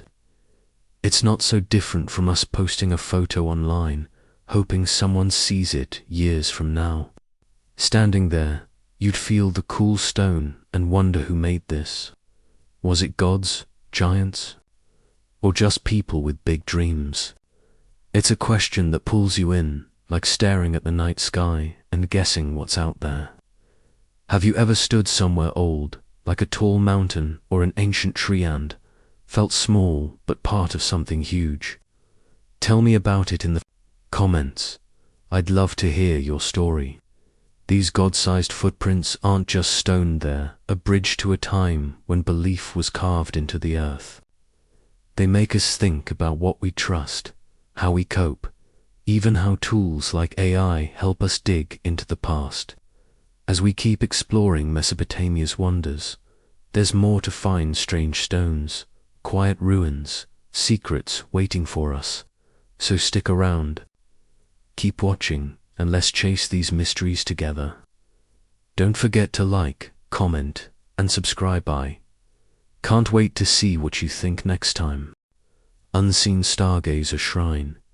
Imagine dedicating years of your life to build the perfect telescope, only to install it in a room without a single window, no clear view of the night sky, nothing but solid rock above and around you. That is the haunting paradox of the Unseen Stargazer Shrine, an ancient Mesopotamian observatory carved deep into a hillside. Its walls and floors aligned with celestial precision, its central altar positioned exactly where the brightest constellation should have shone, yet the chamber is completely sealed. No collapse or cave-in explains the rock overhead. It was hewn by design. Have you ever meticulously prepared for something, an exam you studied for, a presentation you rehearsed, and then found the setting itself was flawed, making all your effort feel suspended in silence? If so, please share where that happened and what it felt like in the comments below, so we can build a calm circle of shared wonder. If you enjoy these quiet journeys into ancient mysteries, please like this video and subscribe before we step deeper into the unknown. The moment you enter the shrine, you sense purpose. The floor stones are arranged in concentric circles, each ring bearing shallow grooves that map the movement of stars across the sky. Niches along the walls once held bronze instruments, now vanished without trace. The builders knew the heavens better than we know our own backyards, yet they gave themselves no direct line of sight to their study. It's as if they built a library with no doorway to its books. And in that contradiction, they invite us to reconsider what seeing really means. Think of a time when you trusted someone's words over your own eyes. Maybe you followed directions on a map that led you astray, or took advice you later found inconsistent with your experience. You felt a small sting of doubt, but you pressed on because you believed in the source. The shrine's scholars must have felt similarly.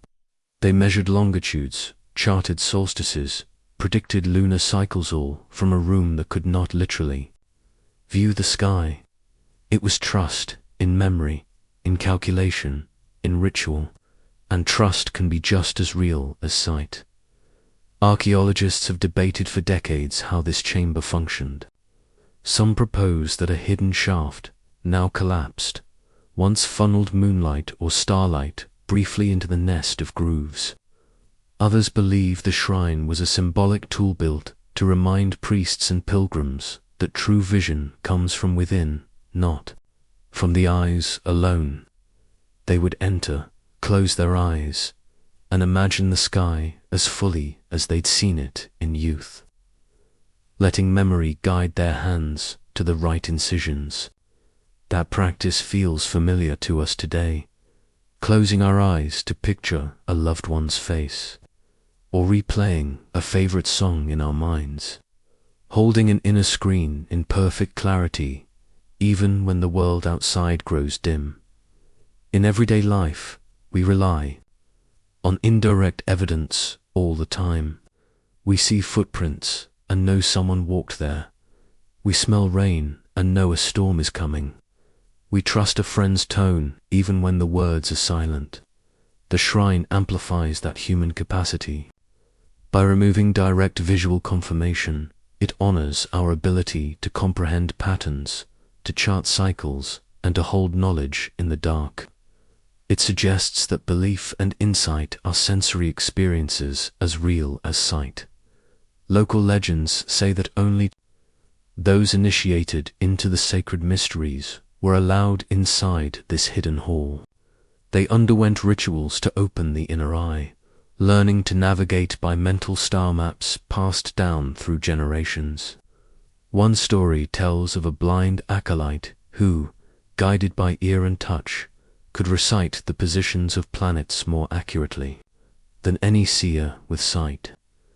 It sounds like a fairy tale, yet nearly every culture has tales of inner vision that defy physical limits, moments when someone just knew where to turn, what to say, or when to act. Those stories echo the shrine's paradox, that the truest sight sometimes lies beyond the physical eye. This shrine also bridges to deeper themes of language. We talk about reading between the lines, sensing the undercurrent, or watching with the heart. Entire philosophies rest on the idea that meaning can be felt rather than seen. The Mesopotamians carved this chamber as a stone thanker, visual cone pointing toward intuitive knowing. In mental health, therapists invite clients to trust gut feelings, to notice shifts in breathing or posture as clues to inner states, to map emotional skies even when no storm clouds form. That mindful practice mirrors the shrine's silent teaching. Think of how often technology aims to extend our sight: telescopes, microscopes, cameras, satellites. Yet none of these would have worked in the sealed room. The builders instead extended sight inward. They asked us to be both observer and observed, to hold maps of the cosmos in our minds like living constellations.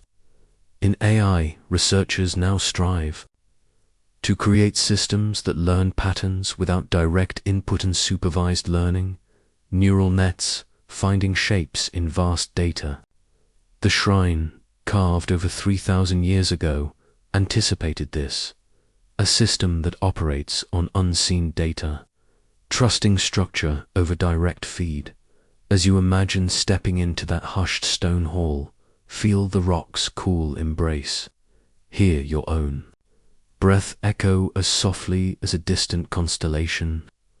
Allow yourself a moment to remember something you once saw clearly, but now hold only in memory. Notice how that inner sight can feel as vivid as what you see in daylight. That is the shrine's gift, a lullaby for the mind, encouraging gentle reflection beyond the screen of the senses.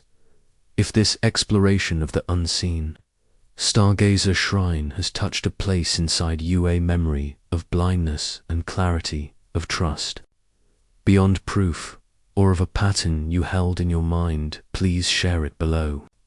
Where were you? What helped you see without looking? Your stories can guide others into their own inner chambers of wonder. And if you'd like more calm adventures through the world's soft paradoxes, please like this video and subscribe.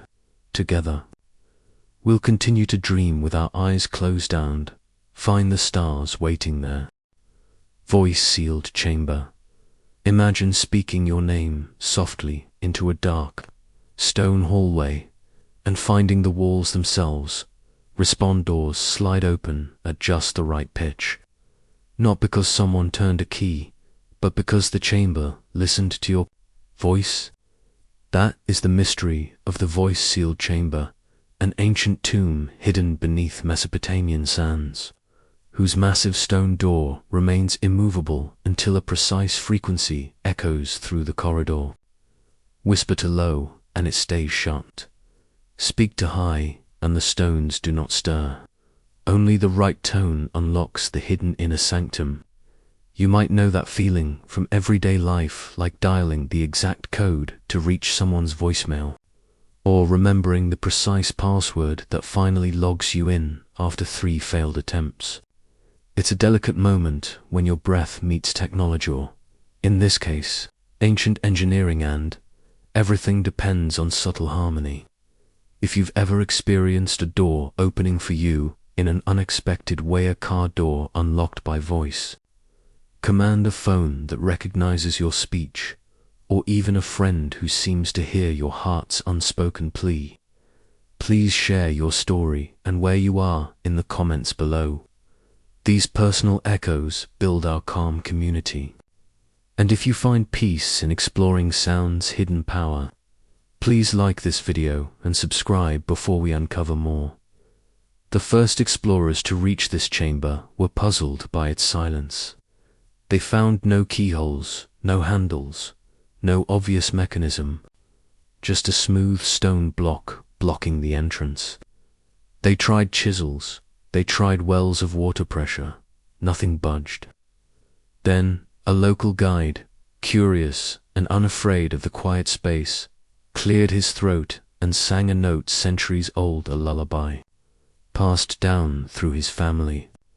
To everyone's awe, the door began to tremble, then swung inward on hidden hinges. They measured the tune later, a pure C-sharp at 415 Hz. That exact note, sung in that exact way, freed the door. Any slight variation failed.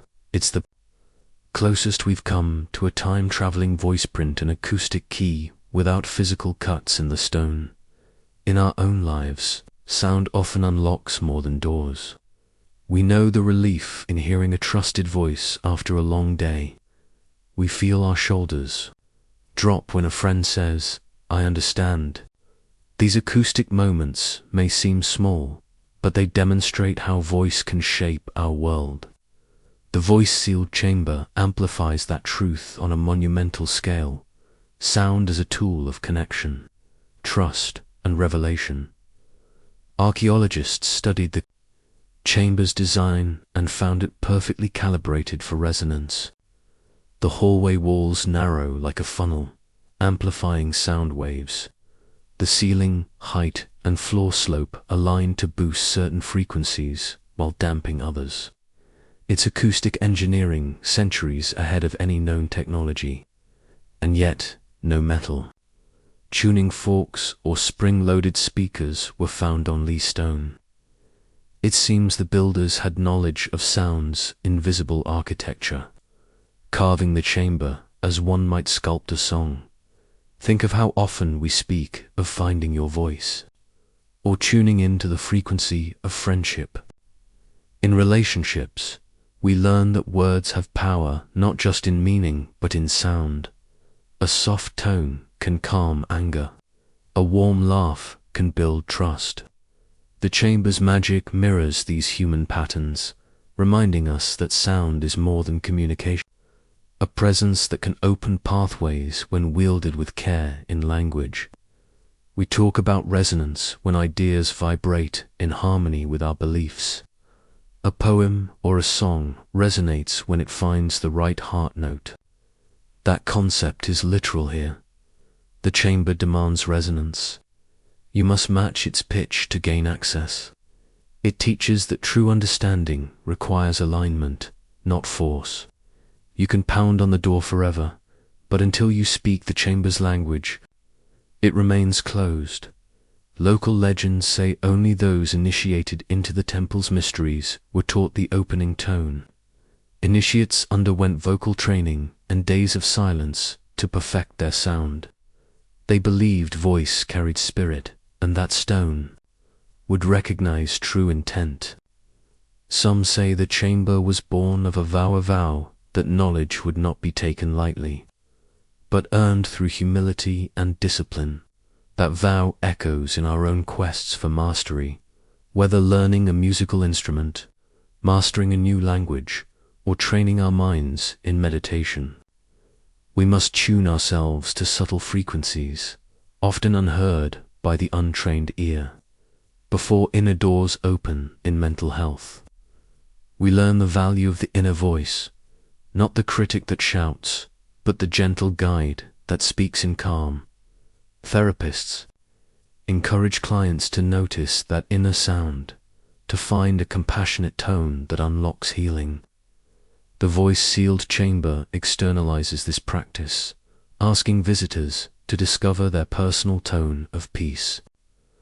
Only by matching that tone do they pass from outer world noise into inner sanctuary. Technology today uses voice recognition for security. Smartphones unlock with speech. Digital assistants respond to wake words. But these systems can be fooled with recordings or mimicry. The chamber's design, however, seems immune to simple playback. It assesses not only pitch, but timbre, breath control, and intention. In AI research, scientists talk about liveness detection to distinguish a real speaker from a recording. The ancient builders achieved a primitive form of this, using stone to demand authenticity. It's a lesson in trust. True invitations require a living voice. Visitors who pass beyond the door describe an inner chamber lit by gentle shafts of light that seem to follow the sound source, illuminating carved reliefs of priests holding lyres and chanting. They emerge, change, some say more confident, others more reflective. They carry a memory of stone recognizing voice, of breath opening barriers. They carry a quiet assurance that their words matter, that sound can shape reality in subtle, profound ways. If this story of the voice-sealed chamber resonated with you, consider sharing a moment when your own voice felt powerful, when a single sentence changed a mood, a song comforted you, or a whispered encouragement made all the difference. Tell us where you are tonight. And if you find calm curiosity in these soft mysteries, please tap the like button and subscribe. More gentle wonders lie ahead, waiting to be opened by your unique voice. Shadowless tree circle at high noon in Mesopotamian spring, a perfect ring of fossilized tree stumps stands without casting a single shadow.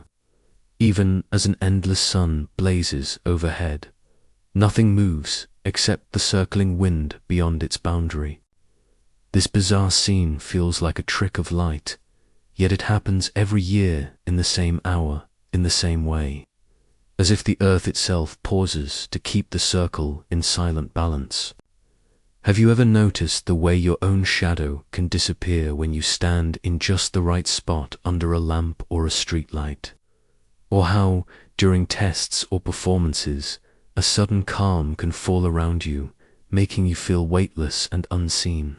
If you've ever felt that strange relief of vanishing even for a moment, share where you were in the comments below so we can all connect in that quiet space. Before we step closer to this silent grove, please like this video and subscribe for more gentle adventures through the world's hidden marvels. The shadowless tree circle is carved into a dusty plain where spring's golden light stretches long and warm. Each stump is worn smooth, the rings visible like faint whispers of seasons long past.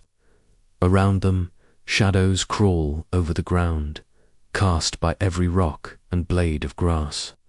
But the trees themselves remain perfectly pale, untouched by shade. Geologists who studied this place measured angles of sunlight, tested soil density, even scanned for reflective minerals. They found no secret mirrors, no hidden lenses, no magnetic fields. The circle is not blocked by anything physical. Instead, it seems to be governed by a blend of geometry, ritual, and time, something almost alive, breathed into the stone ring by ancient caretakers whose purpose remains a mystery. Think of the everyday paradoxes we live. A loved one's hug can make you feel both noticed and weightless, like the world's worries slip away. A quiet conversation under an open sky can calm your racing thoughts more than 1,000 reassuring words shouted. In chaos, the shadowless tree circle works in much the same way. It removes what we expect shadows and replaces them with a space for stillness. In relationships, we sometimes crave invisibility when the world feels too noisy. We long for that peaceful pause where nothing threatens to slip or fall. This circle offers that experience on a monumental scale, carved by human hands, yet holding its silence against time and wind.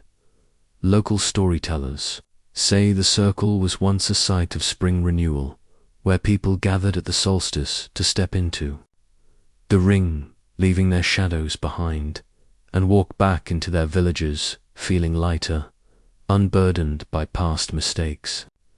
They whisper that the trees themselves were once living giants who chose to stand guard over the land, and that when their time came, they left their bodies so future generations could learn the art of release.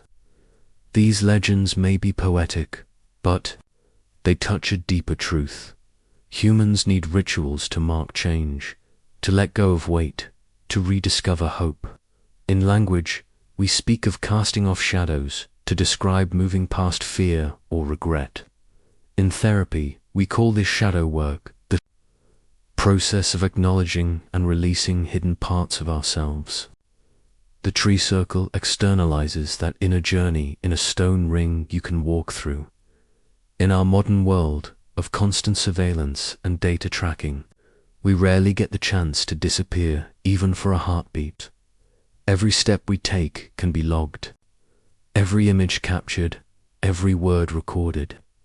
Yet here in this remote place we can step into the ring and feel unseen.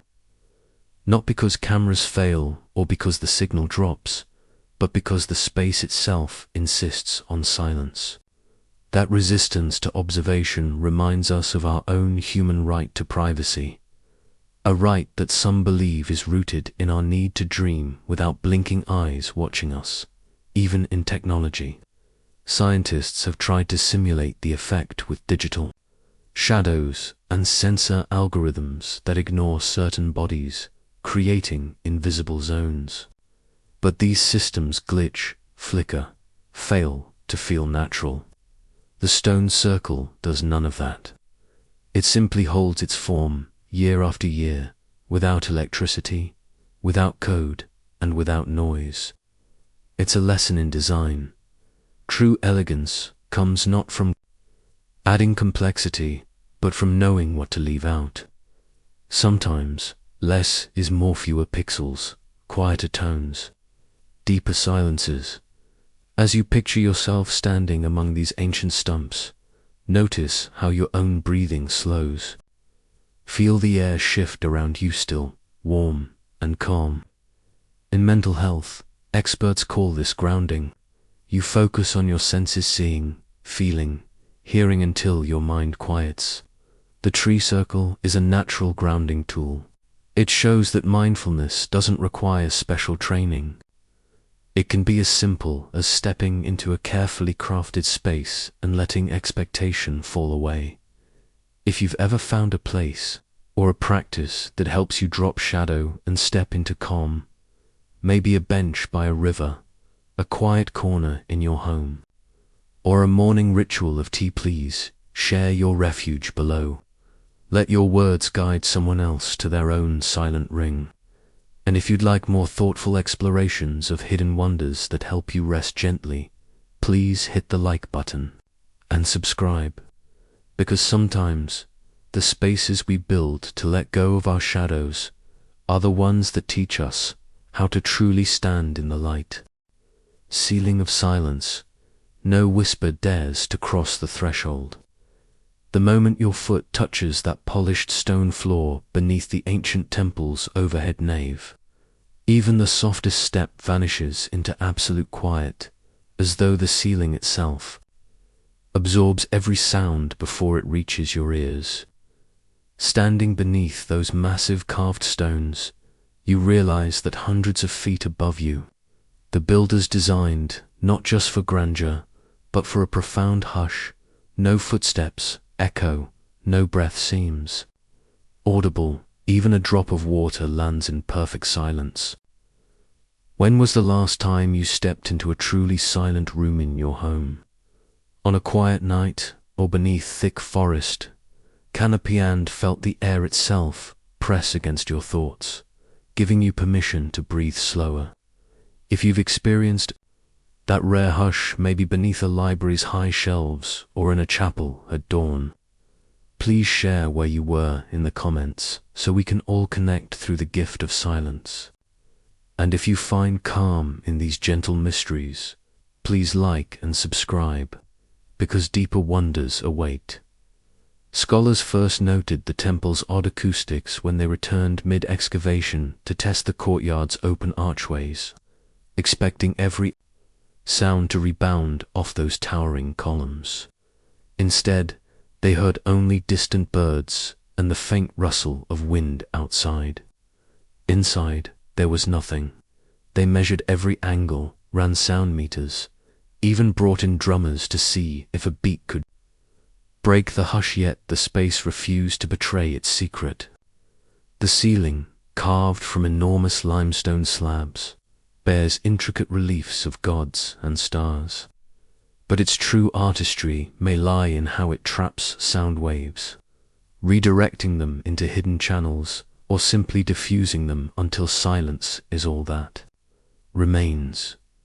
This built silence is more than an architectural feat. It's a lesson in how absence can speak louder than presence. Think of the times you've argued until words ran out, and then found meaning in a shared glance. Or how, when a friend simply sits quietly next to you during grief, that silent companionship feels more nourishing than any spoken comfort. The temple's ceiling offers that same solace on a grand scale, an invitation to rest in calm, to let inner noise settle like dust in a sunbeam, and to remember that stillness itself can be sacred. Local traditions hold that priests used this chamber for deep contemplation. They would enter at dusk, light a single oil lamp, and chant softly only to realize their own words were swallowed by the space, returning to them as inner thought rather than echoed sound. It became a place where spoken prayers transformed into felt intentions.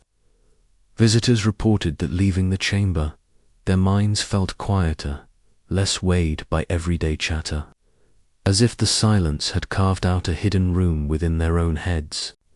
In your daily life, you might find something similar when you close your eyes for a moment of meditation, or step into a park before sunrise. There, too, the world grows still, and inner voices become clear.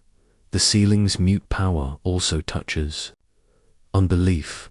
Many worshippers believed the temple roof was a veil between worlds, so thick and silent it kept the divine from thunderous display, urging worship through reflection rather than spectacle. They taught that the most profound revelations arrive not in thunderbolts, but in silent insight, when you pause, breathe, and listen to the soft stirrings of your own soul.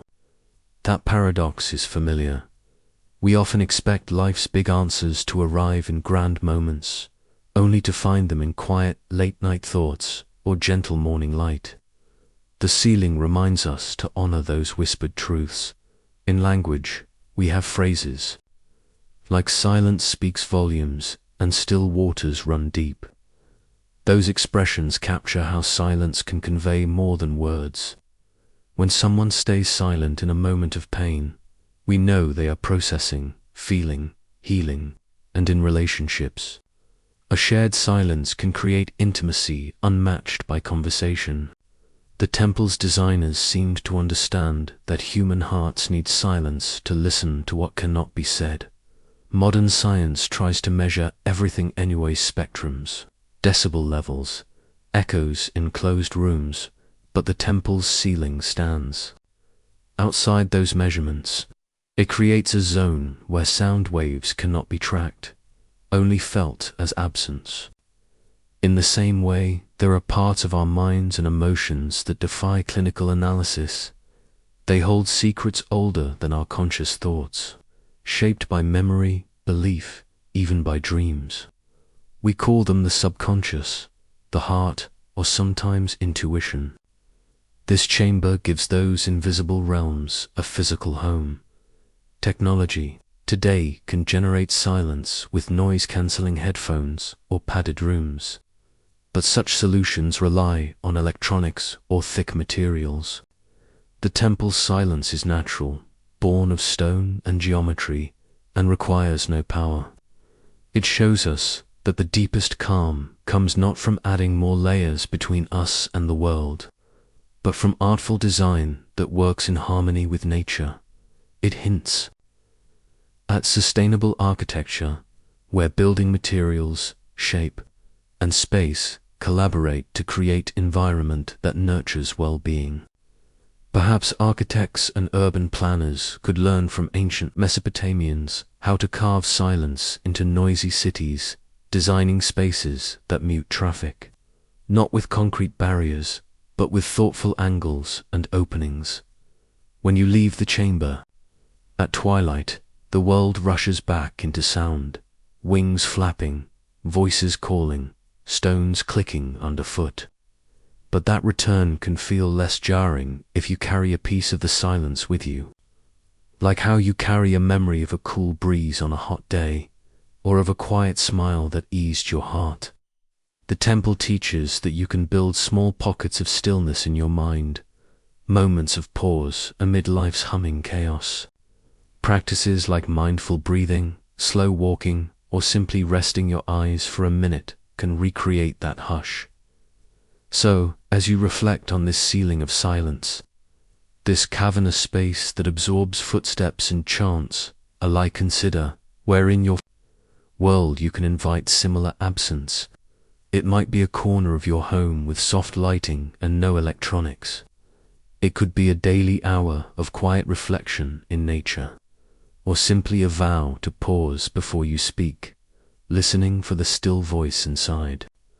In doing so, you honor an ancient legacy carved in limestone, that silence is not empty, but full of possibility. If this journey beneath the silent ceiling moved you, please share your own moments of meaningful silence where you found peace, insight, or connection in quiet.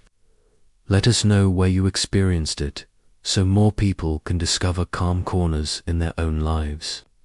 And if you'd like more gentle explorations of the world's hidden marvels, tap the like button and subscribe.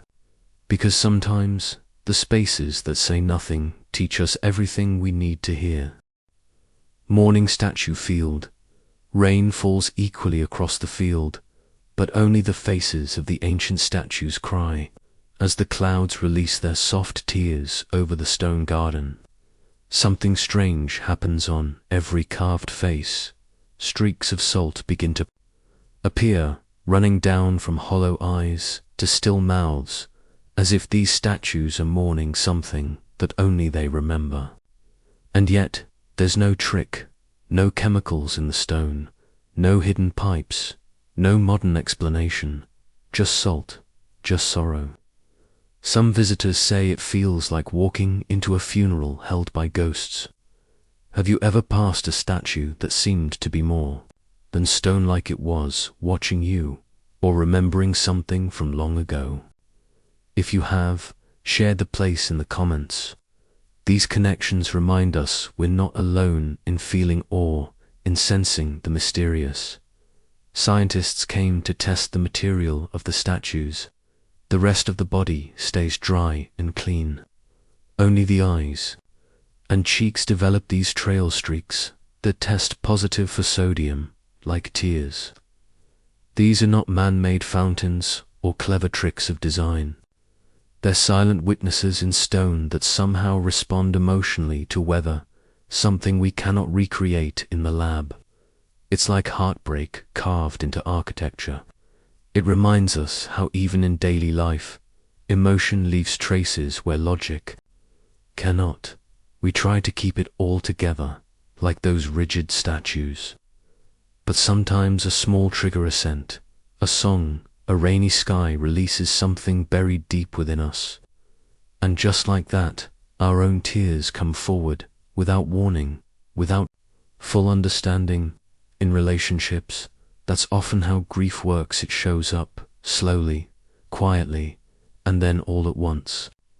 The The statue field is a physical reminder of that emotional truth. And the strange thing is, not all the statues show tears every time. Sometimes one weeps while others remain still. Sometimes all of them. Other times, none at all. It's not just salt in the rain, it's something else, something felt. Some researchers have suggested it's the composition of lichen or a buildup of minerals, but none of those explanations account for the exact precision of the marks. They run along natural cheekbones, they form under eyes, and they stop at the chin. The weather doesn't carve art like that. The field feels like a diary left out in the rain. If you've ever walked through a place that carried so much emotion, you could feel it in your chest, where the air was heavier and the silence deeper, then you know what it's like to visit this place. The paradox is how something without life could seem so full of feeling, and how something so old can still reach into the present and make us feel raw, human, and small. In psychology, we talk about projection, how we see our emotions reflected in the world. But what if the world also reflects us back, not just emotionally, but physically, like this field does?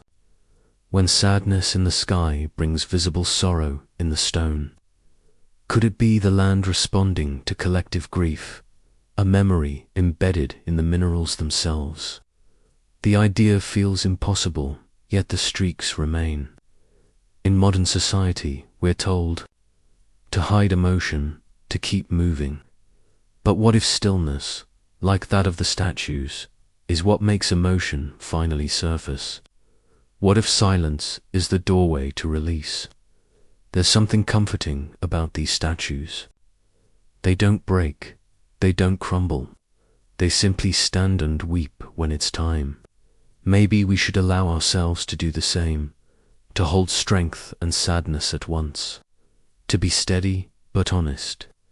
If this story moved you or reminded you of a place, a moment, or a person who taught you how to feel without fear, share it below. This channel is a quiet space to rest and wonder. If that's something you need more of, gently press like and subscribe. Let the quiet comfort you as we explore the mysteries that still listen, still wait, and still weep in the rain. Unmelting moon rock. High noon beats down on the desert plain, and every stone around you radiates heat, yet the moon-shaped boulder at the center stands cool as if it borrowed chill from a night sky it never sees. No matter how long the sun lingers, its surface remains touchable, its temperature frozen near dawn's freshness. Scientists measured it again and again. The surrounding pavement soars past 40 degrees, but this single stone hovers around 20, never absorbing the scorching rays. It feels like holding a piece of winter in the height of summer, a paradox that invites us to question what we think we know about the world. Have you ever stumbled onto something familiar that felt entirely new, a coffee cup that stays warm long after every other mug has cooled, or a keepsake in your pocket that always feels cool, even on hot days? Share that moment and where you experienced it in the comments below, so we can unite in the wonder of small miracles. If these stories soothe your spirit, please like and subscribe before we dive into more serene mysteries. The unmelting moon rock sits at the heart of an ancient shrine, carved long ago by a civilization whose understanding of stone seems to surpass our own.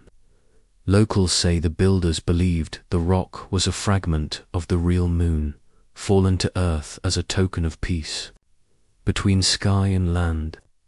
Archaeologists dismissed the legend, calling it myth, yet none have found any metal veins or hidden cooling systems beneath its base. The stone is ordinary basalt by composition, but its thermal behavior defies every textbook. In every experiment, thermocouples, infrared scans, even helicopter-borne sensors, the moon rock refuses to warm. Instead, it seems to radiate a gentle cold, like the breath of a calm morning in our daily lives. We chase warmth, hot showers, heated seats, heated debates, yet sometimes we yearn for the opposite. We crave cool relief after a long day, a moment of detachment from stress. The moon rock provides that relief in stone. It teaches us that comfort can be found not only in fire's glow, but in fire's absence. In relationships, we often comfort others by cooling their anxiety, offering calm voices, steady presence, gentle words. Those small acts mirror what this rock does on a massive scale. It absorbs tension without complaint, stands firm without force, and returns balance to a sweltering world. Consider how language frames this. We talk about keeping our cool under pressure, about cold hard facts versus heated emotions. The moon rock embodies that duality, fact that feels like feeling and feeling that remains factual. In mental health, experts teach grounding techniques, pressing hands on cool surfaces, breathing into cold air, using sensation to calm a racing mind. On a deeper level, the moon rock reminds us that sometimes the stability we need is less about adding warmth and more about embracing stillness. In the realm of technology, engineers build heat sinks and cooling fins to draw heat away from circuits, yet no design replicates the rock's perfection. It is as if nature engineered a passive cooler, a zero-energy air conditioner, buried in ancient stone. Today's researchers examine phase-change materials and metamaterials for similar effects, but none match the moon rock's seamless performance. It stands untouched by wires or pumps, an example of elegant simplicity. Sometimes, the best solution is not to fight heat, but to redirect it with form and placement. Pilgrims come at sunrise and sunset, laying offerings of water, believing the rock's chill will carry their prayers skyward. They place flat bowls around its perimeter, collecting condensation that drips with dew even at midday. Some use the water to drink, others consider it holy. Their ritual honors a belief that cool can heal as warmth can energize. Their shared practice builds community, trusting that a single stone can link human intention with elemental balance. Even when storms roll in and clouds hide the sun, the moon rock remains unchanged. No wind chills, no temperature spikes, no condensation beyond its ritual dew. It exists in perpetual equilibrium. That stasis feels like a promise. No matter how life's heat surges, there can be a point of calm at its center. And perhaps that is the stone's greatest gift, not simply its unmelting surface, but the knowledge that we, too, can find a still heart amid the blaze of our days. If this story of the unmelting moon rock inspired you to recall a moment of unexpected calm, or if you know of a place where nature quietly defies expectation, please share it below. Your memories become part of this serenity we build together. And if you'd like more gentle explorations of the world's secret marvels, tap the like button and subscribe. Let the cool stone teach us all how to stand unmoved, even under the fiercest sun. Eclipse Clock Tower. At the very instant the sun disappears behind the moon, a great stone tower in the desert begins to change. Massive gears hidden inside the walls shift.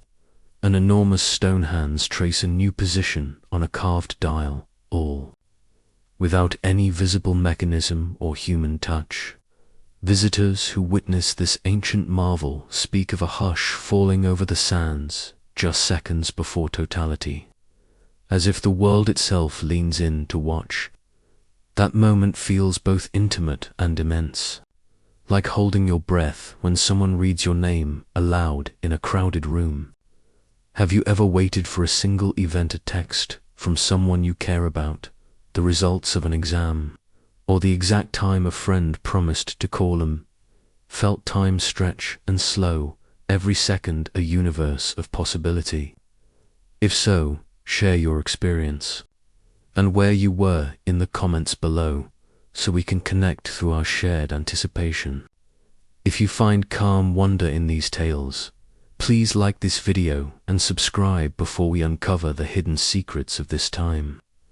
Measuring marvel. The eclipse clock tower was built by a civilization that charted the heavens with astonishing precision, yet left no blueprints for their work. For centuries, pilgrims have climbed its spiral ramp, feeling the cool stone beneath their feet grow warmer as they ascend, and pausing at niches carved into the walls that once held celestial instruments. They come to the top just before the eclipse begins, placing offerings of water and grains in small bowls carved at the base of the dial. When the shadow of the moon finally blots out the sun, the bowls shimmer with reflected light. Even though the sky is darkened, the clock hands begin their silent sweep. No one has ever found the gears or springs that move those massive hands. Every test magnetometers, X-ray scans, even seismic detectors reports only solid stone. It's as if the tower itself has a hidden heart that beats only during that rare alignment of sun, moon, and earth. In daily life, we rely on clocks, phones, and schedules to mark our moments. We set reminders for meetings, alarms for waking, timers for cooking. We expect time to be steady, predictable, measured in ticks we can hear or see. Yet the eclipse clock tower invites us to remember that time can also be sacred, non-linear, bound to events rather than seconds.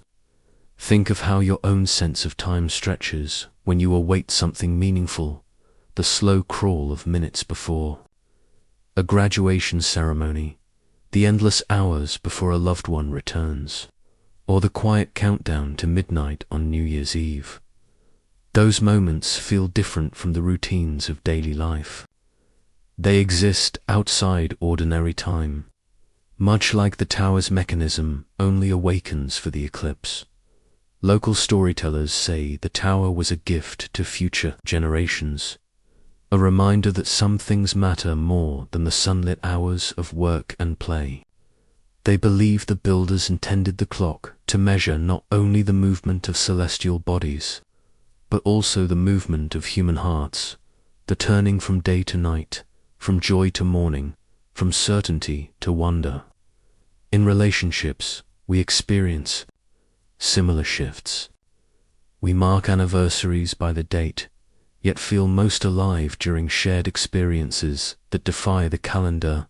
First kiss, a farewell hug, a quiet conversation under stars. Those are our personal eclipses, moments when the usual light falls away, and something deeper moves within us. The paradox of the eclipse clock tower also touches belief. We often trust what we see: sunrise, sunset, the rising of the moon, yet here is a structure that only moves when the most spectacular miracle of the sky occurs.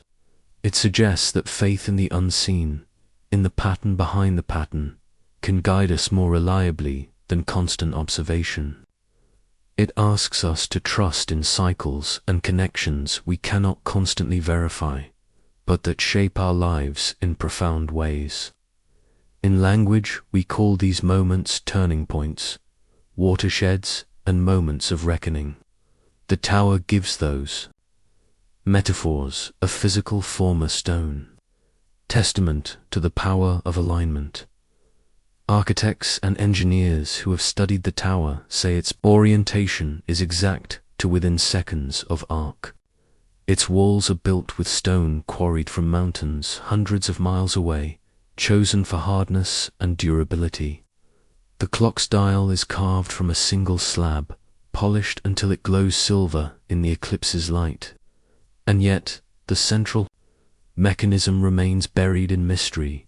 It reminds me of how we build systems of meaning in our lives rituals, traditions, personal practices that we trust even when we cannot explain every detail.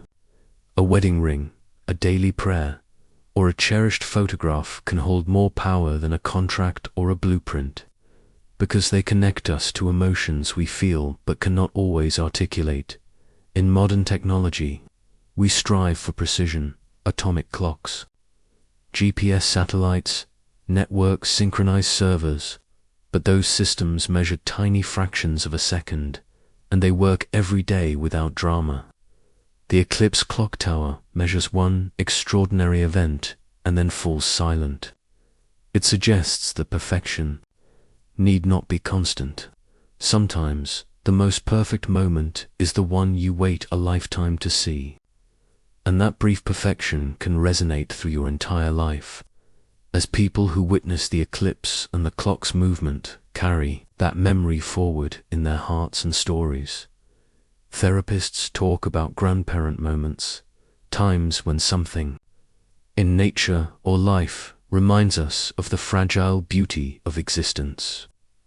A shooting star, a sudden hush in the forest, or the bloom of a flower once thought lost.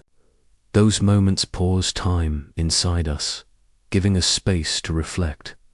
The tower offers a similar sanctuary. It holds a single hour out of thousands, demanding stillness, attention, and presence. It invites us to step outside the rush of our routine and feel the weight of cosmic dancer stone echo of our own pulse in the universe.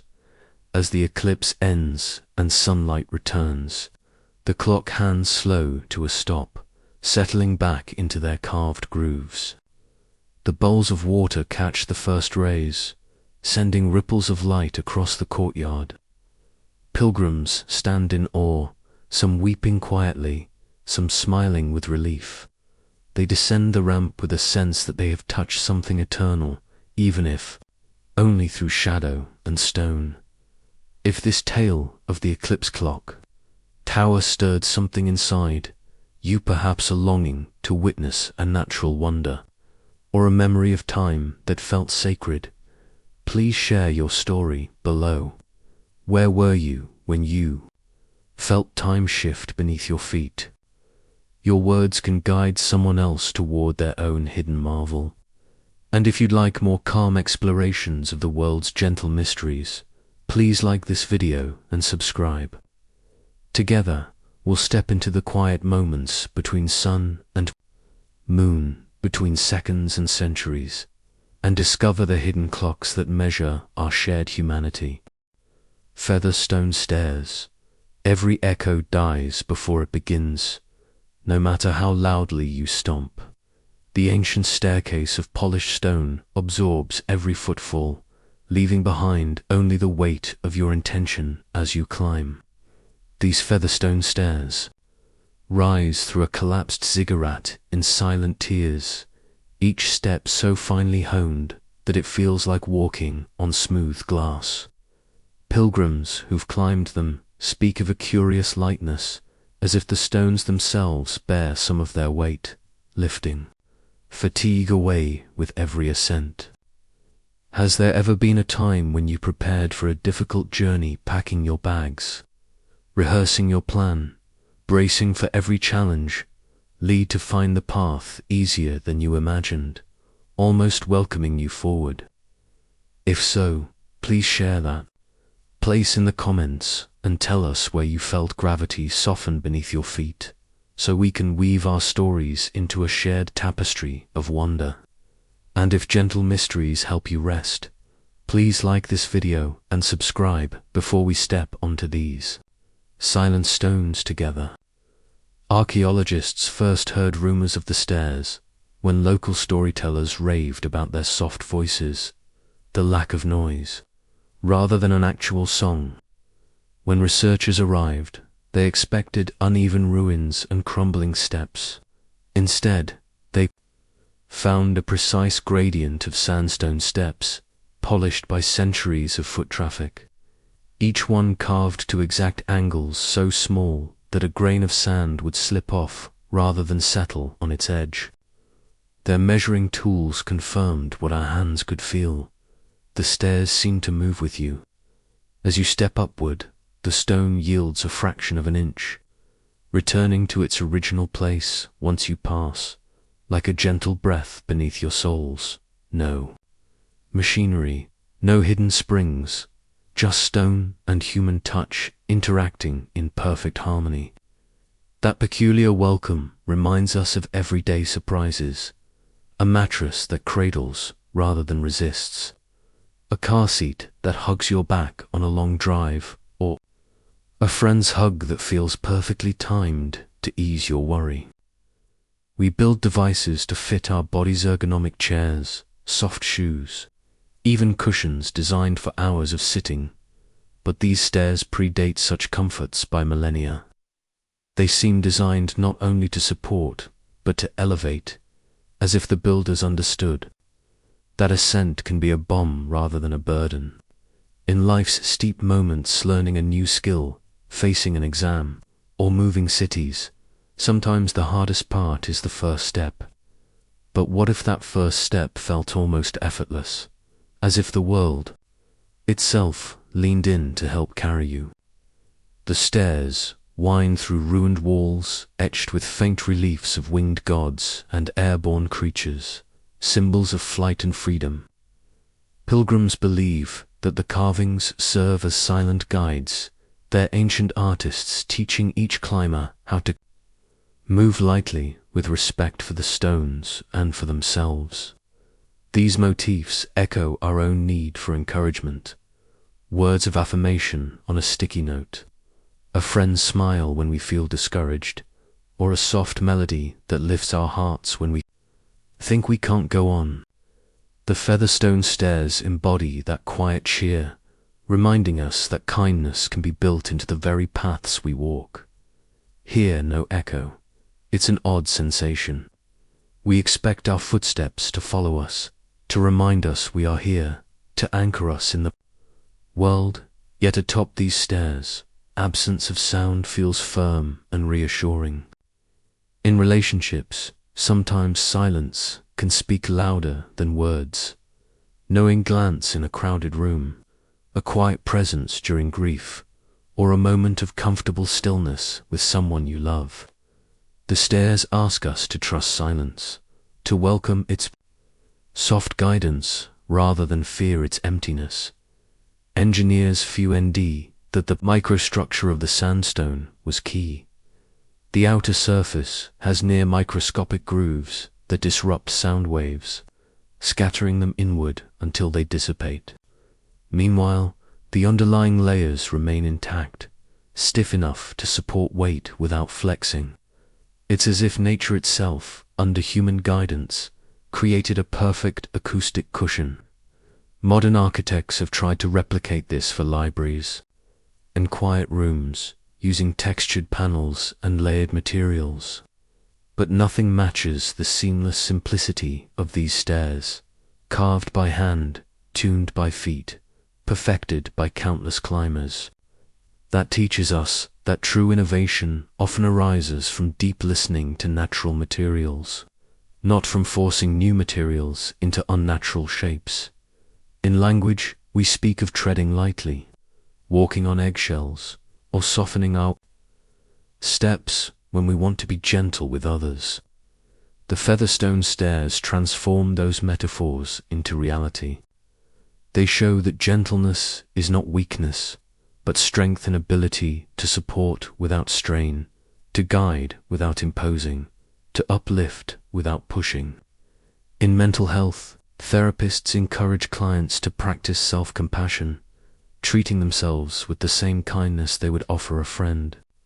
Those soft steps echo that practice each upward move, a gentle act of care toward oneself. Pilgrims often leave small offerings on the steps: a folded cloth, a single flower petal, a polished pebble to repay the stones for their silent service. Some place notes of gratitude, believing that the stairs carry those tokens upward along their hidden breath, depositing them at the shrine's summit.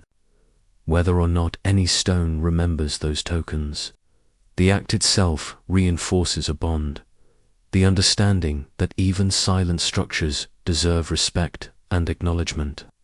It's a reminder for us to honor the support we receive in our own lives from mentors and unseen forces that ease our burdens. As dawn's light creeps into the ziggurat, the stairs seem to glow softly, each step illuminated in amber tones. The play of light across polished stone and etched reliefs creates a moving tapestry that guides pilgrims gently upward. That light invites a slower pace. It encourages each climber to pause, to take in the carvings, to feel the hush around their steps. In our busy lives, pausing can be an act of rebellion against the rush. It can be as simple as sipping tea before breakfast, or pausing to feel the sun on your face at dawn. These small pauses can shift how we carry ourselves through the daylight, calmer, more present in technology. Designers talk about user experience, how devices and interfaces should feel intuitive, helpful, and even delightful. The Featherstone stairs offer a poetic version of that idea, an environment so thoughtfully shaped that user and system become one. We step and it responds. We ascend and it supports. It's a model for any design that aims to honor the human body and spirit. When visitors reach the top, they often describe a sense of weightlessness, as though the act of climbing itself has lifted something inside them. They look out over the desert plains, feeling as if they've walked on feathers, even though the stones themselves weigh tons. It's a final paradox. Massive stone, feather-light journey. That paradox captures the human conditions, strong yet vulnerable, grounded yet yearning to rise. If this story of the Featherstone stairs lifted something in you, perhaps a memory of walking more gently in life, or a moment when support arrived, exactly when you needed it, please share it below. Your words might help someone find their own silent path upward. And if you crave more calm adventures through the world's hidden wonders, please like this video and subscribe. Together, we'll continue to climb, softly and surely, toward the light that awaits us all. Spirit Geometry Hall. Shadows on the floor twist and realign themselves as you step inside the minute your foot crosses the threshold. The mosaic of stones beneath you flutters like living creatures, each pattern subtly reshaping itself to reflect your presence, and in the next moment, the floor under someone else's feet blooms into a completely different design. This is the Spirit Geometry Hall, a quiet chamber in the heart of ancient Mesopotamia where floor patterns refuse to stay the same. Numerous visitors have photographed these shifting mosaics, comparing image after image and finding that the lines and shapes truly transform depending on who is standing above them. Have you ever walked into a room where the light fell just right on your face, making the space feel tailored to you alone? Or tapped a code into your phone only to have the screen respond differently than you expected because it knew who you were? If so, please share that moment and your location in the comments below. These personal echoes help us build a gentle community of shared wonder. And if the idea of living architecture calms your restless mind, please like this video and subscribe before we step together into this silent marvel. Scientists first heard rumors of the hall's uncanny floor when local guides described stepping inside and feeling as though the ground itself was acknowledging their arrival. When researchers entered, they set up time-lapse cameras on tripods and measured the stone tiles' positions with laser pointers as each new visitor stepped onto the mosaic. The photographs revealed patterns shifting ever so slightly. Geometric triangles became hexagons, concentric circles elongated into ellipses, and grid lines curved into spirals. Yet the tiles never physically moved. Instead, the patterns of light and shadow created by vaulted ceilings, hidden recesses, and angled openings gave the impression of movement. What struck scientists was the precision of these shifts. The new shapes aligned perfectly with visitors' movements, almost as if the hall were casting a personalized projection tuned to each soul's geometry. We all know how our mood can change. A room's color in our mind's sunlight filtering through curtains might feel warm and comforting on a happy morning, yet cold and distant on a sad one. The spirit geometry hall turns that inner perception outward, giving physical form to the idea that we carry worlds within us that shape what we see. It reminds us that reality is not fixed. Just as your favorite song can sound brighter with a friend beside you, or a familiar path can feel new when you're alone. The hall shows us that places can feel alive, responsive, and deeply personal. Local legends speak of a master architect who believed that buildings should serve their visitors, not the other way around. He is said to have inscribed mystical formulas into the stonework arrangements of tiles keyed to ancient astrological charts and numbers believed to correspond to human energies. Priests of that era would bring the sick into the hall, believing that stepping onto a shifting pattern could realign imbalances within the spirit.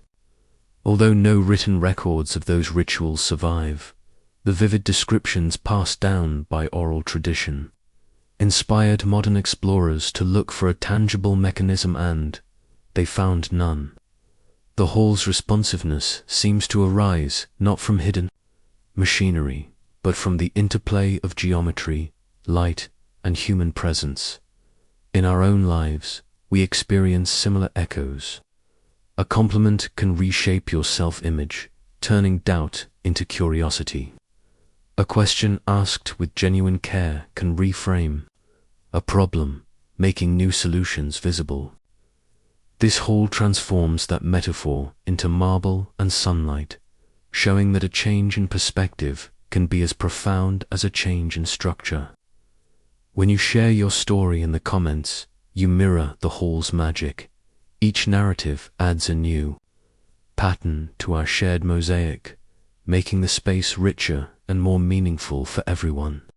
Language itself carries this idea. We speak of seeing life through new eyes, of finding fresh angles, and of shifting our perspective. These phrases capture how simple reframing can alter everything. The Spirit Geometry Hall makes perspective a physical experience. You don't just feel different, you see different shapes beneath your feet. In therapy, practitioners call this cognitive reframing, learning to view thoughts and situations from new angles so that they lose their weight. This living mosaic allows visitors to witness reframing on a grand scale, carved in stone. If you've ever navigated a relationship where a small shift in tone or timing changed everything, perhaps a gentle apology that opened the door to forgiveness, or a silent understanding that eased tension, you felt reframing in action. The hall's patterns echo that human dance, subtle movements of energy realigning the old grid into new harmony. Even the best designed rooms can feel static, but this hall flexes with each visitor, refusing to remain one thing for all. It honors our individuality while reminding us that we share the same stones. Digital designers today aim for personalization websites that adapt to your habits, apps that suggest content just for you. They rely on algorithms that track clicks and swipes, building profiles to predict your next move.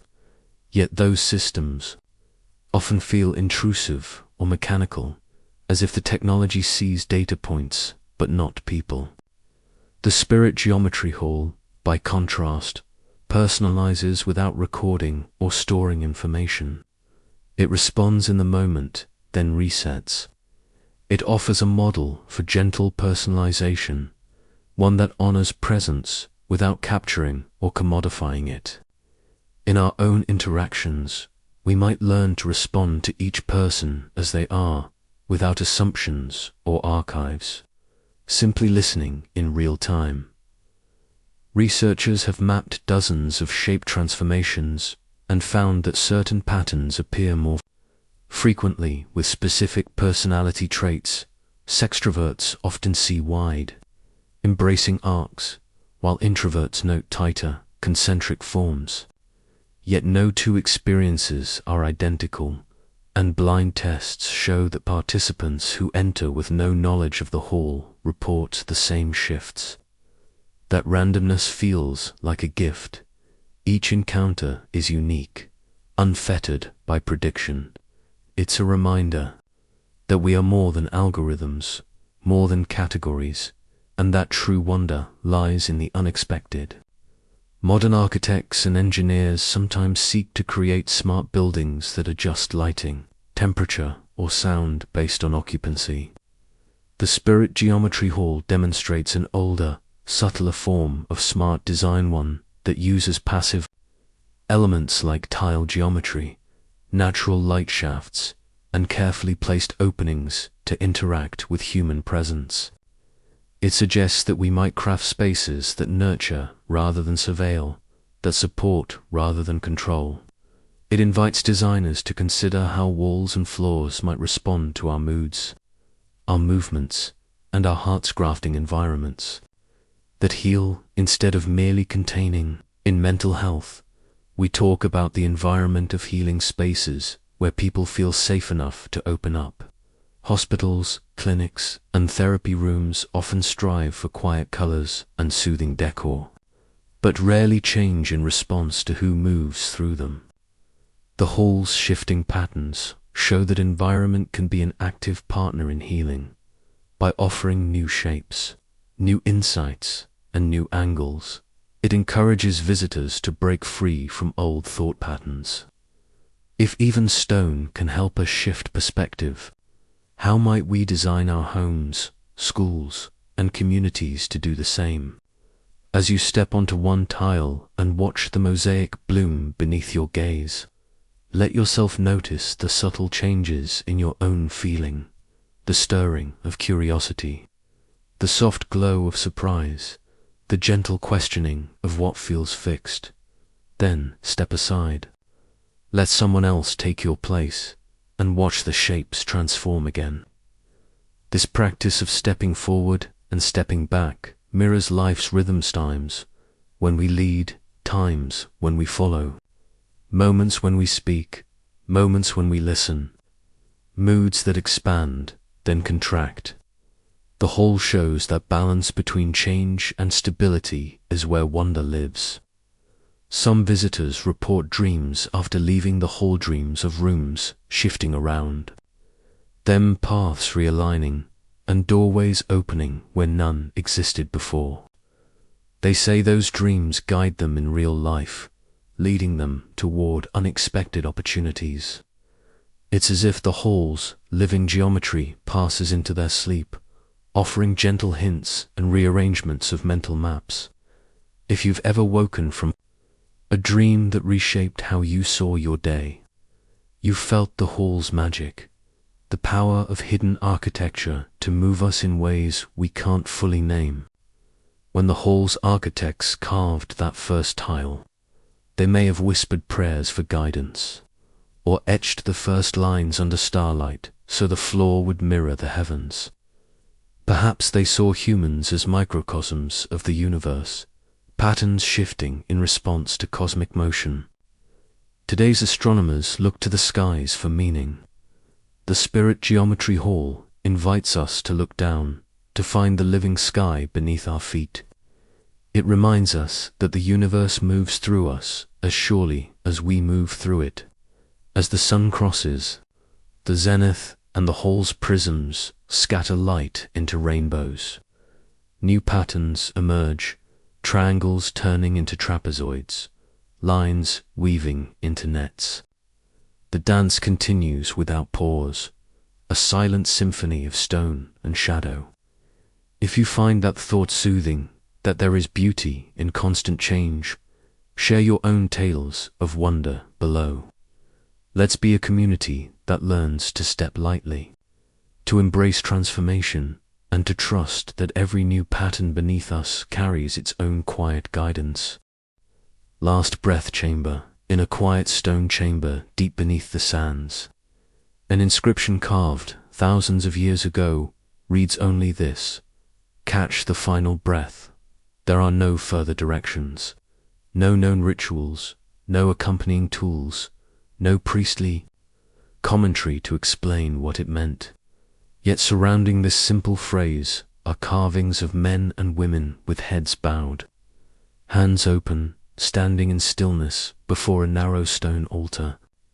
It's as though the room was built for a moment so small, yet so sacred, that its meaning was too delicate to explain with words.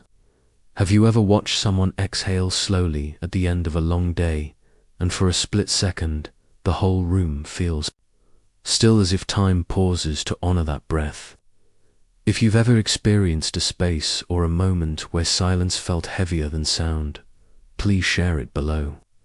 Your story might help others recognize that even fleeting moments can carry weight. And if these quiet mysteries make you feel calm, grounded, or gently curious, I'd love for you to like this video and subscribe, so we can continue exploring these forgotten places together. The last breath chamber remains one of the least understood structures in the ancient Mesopotamian ruins. The room is small, only big enough for a few people to stand comfortably. And unlike most ceremonial spaces, it contains no offerings, no elaborate decorations, and no sign of burial. The air inside feels unusually still thicker. Somehow, and those who enter often report the eerie sensation of hearing their own heartbeat louder than usual.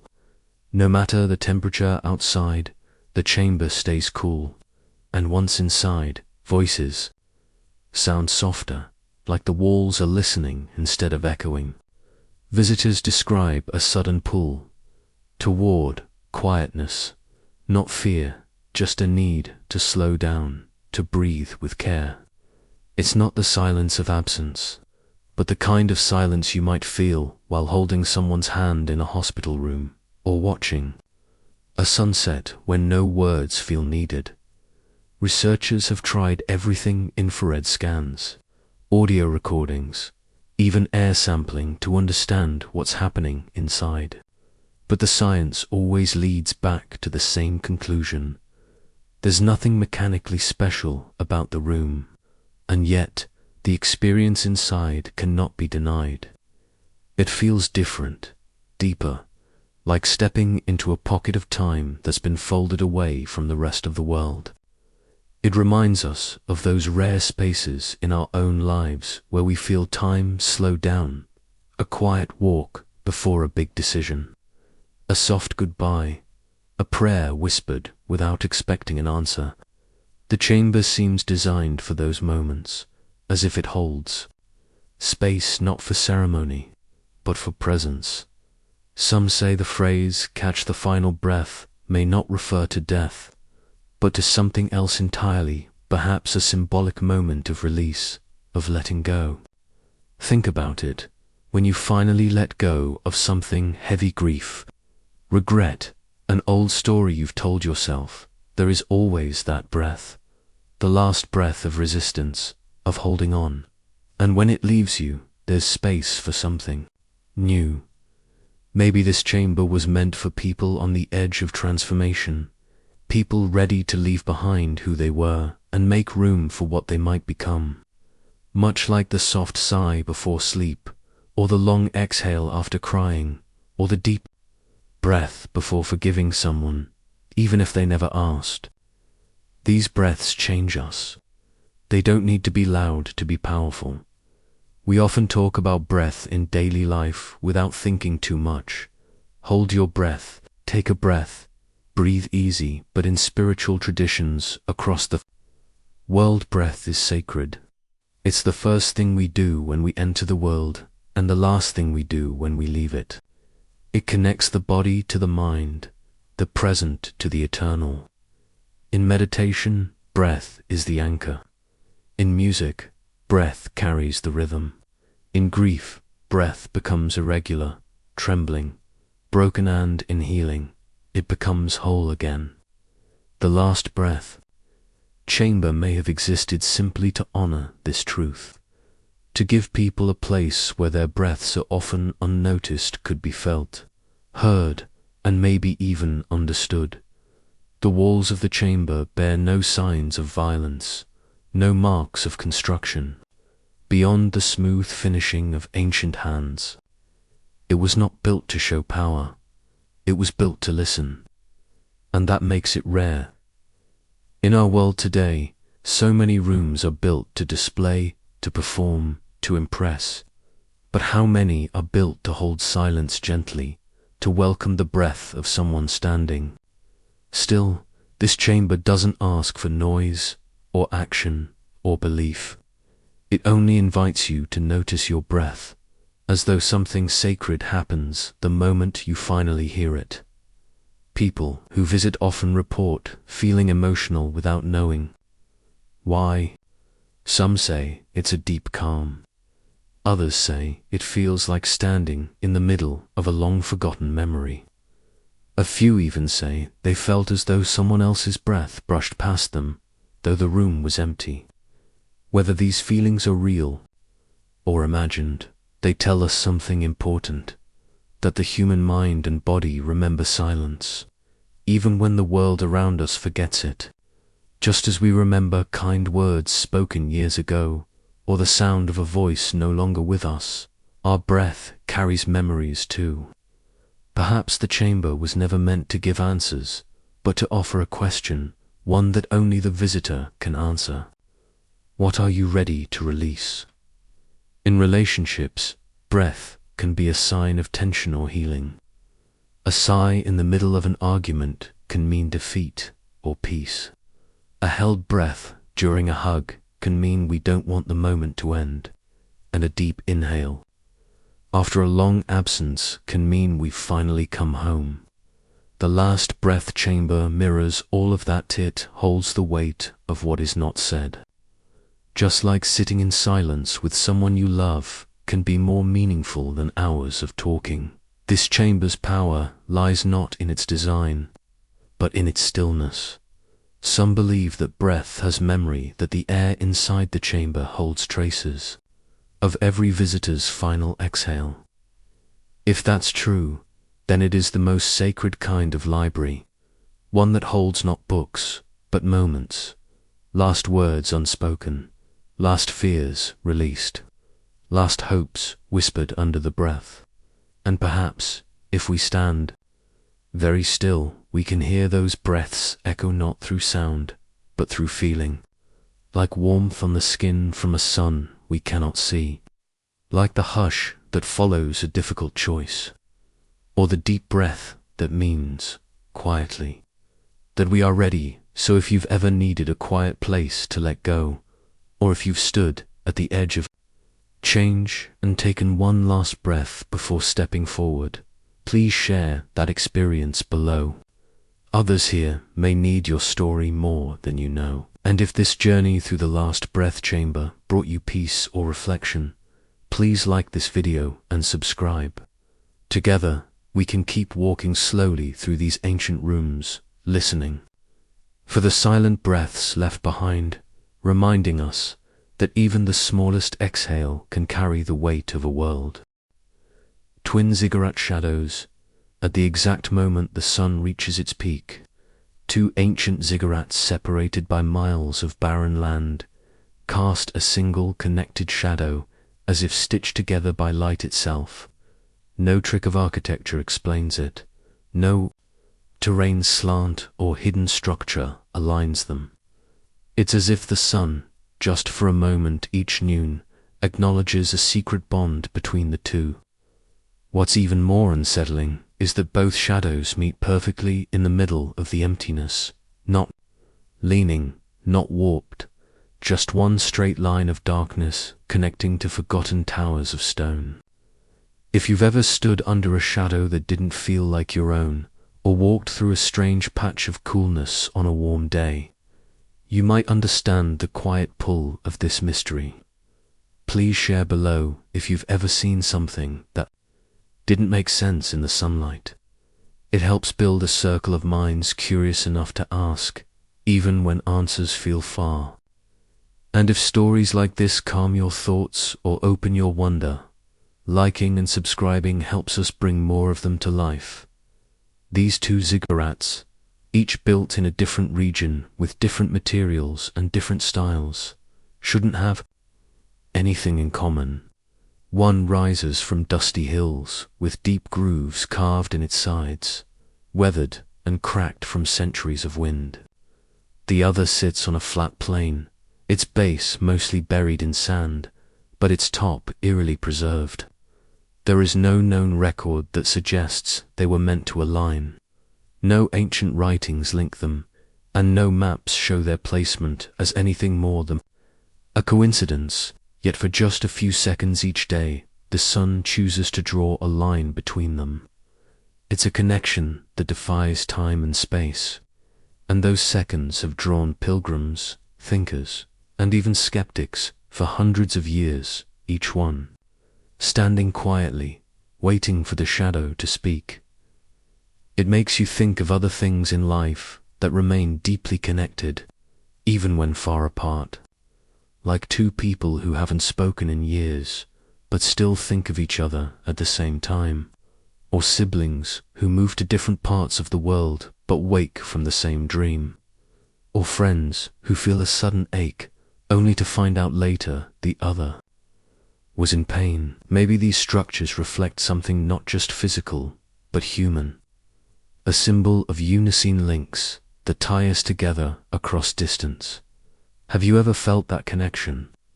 That sense that someone or something was closer than it should have been, not physically, but in feeling? That's the kind of story this is. And maybe that's the kind of truth these shadows were built to tell. When scientists tried to study the shadow phenomenon with instruments and modeling, the results were inconsistent. On paper, the math doesn't add up. The curvature of the Earth, the angle of the sun, the slight differences in elevation of it explains the clean, shared shadow. Yet year after year, the same thing happens, like clockwork. Except not all clocks can explain it. Some believe the answer lies underground, that perhaps a hidden, reflective stone lies buried between them, bending light in a way we've forgotten how to do. Others think it's psychological, that we see connection because we want to. But then how do cameras capture it? Why do satellite images confirm it? And why does the shadow feel cold, even in blazing heat? This isn't just about light and stone. It's about trust. About what we trust more, our eyes or our understanding. Because sometimes you see something and every part of your logic tells you it shouldn't be possible. And yet, there it is. This is what many people describe when facing a sudden moment of deep clarity, like knowing someone is lying without proof, or sensing danger before anything goes wrong, or feeling peace in a room you've never entered before.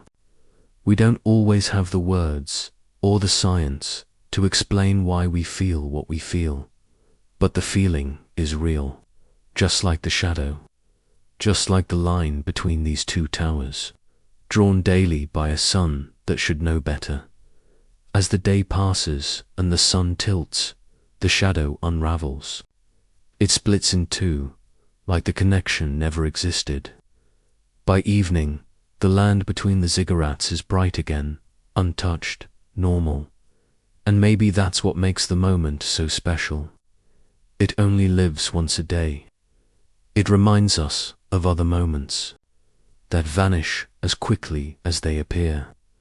A quiet understanding during a conversation, a sudden comfort in the middle of stress, a laugh during grief.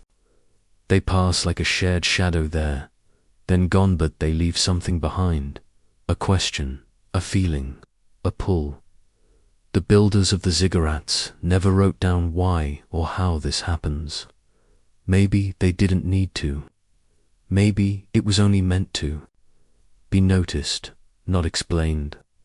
Like how we watch someone sleeping peacefully and don't ask why it's enough just to witness the stillness.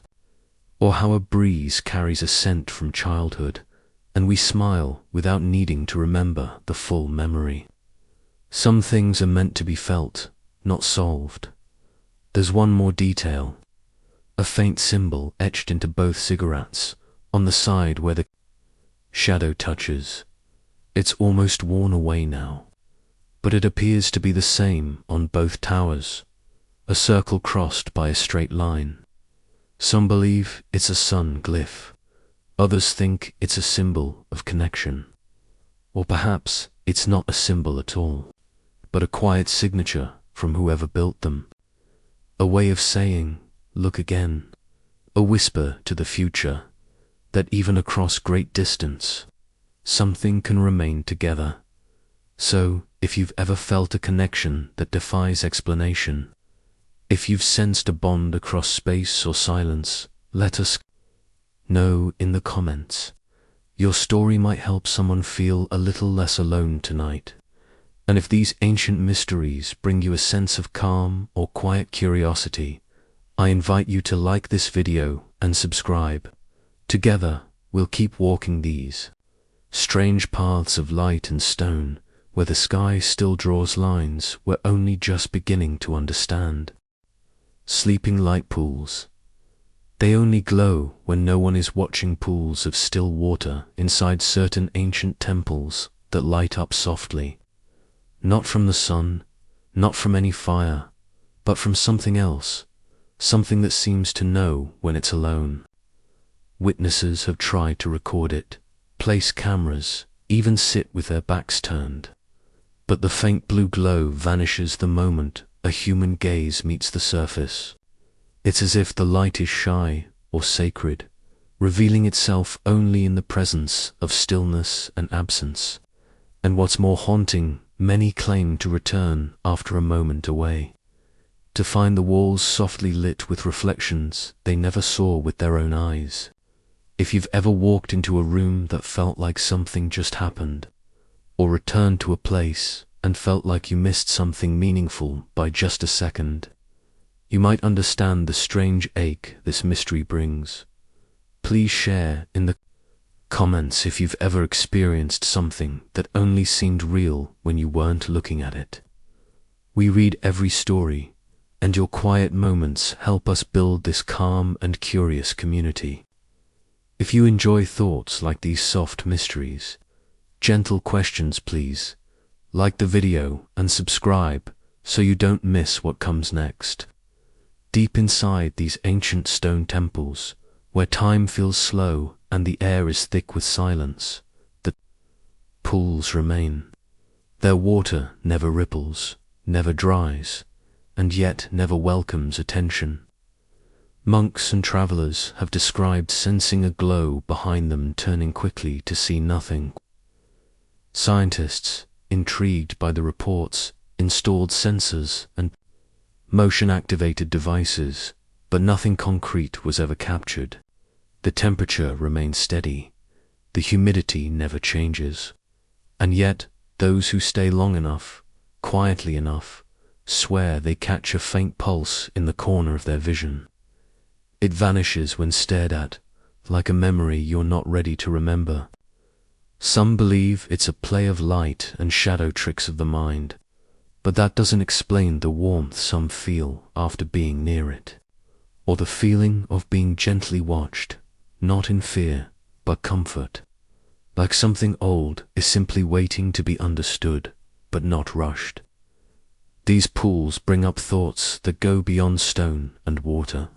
They remind us of the many things in life that reveal their meaning only in stillness, like how we often understand someone's words better in silence, not during the conversation, or how the most honest emotions come out not in loud moments, but when we are finally alone.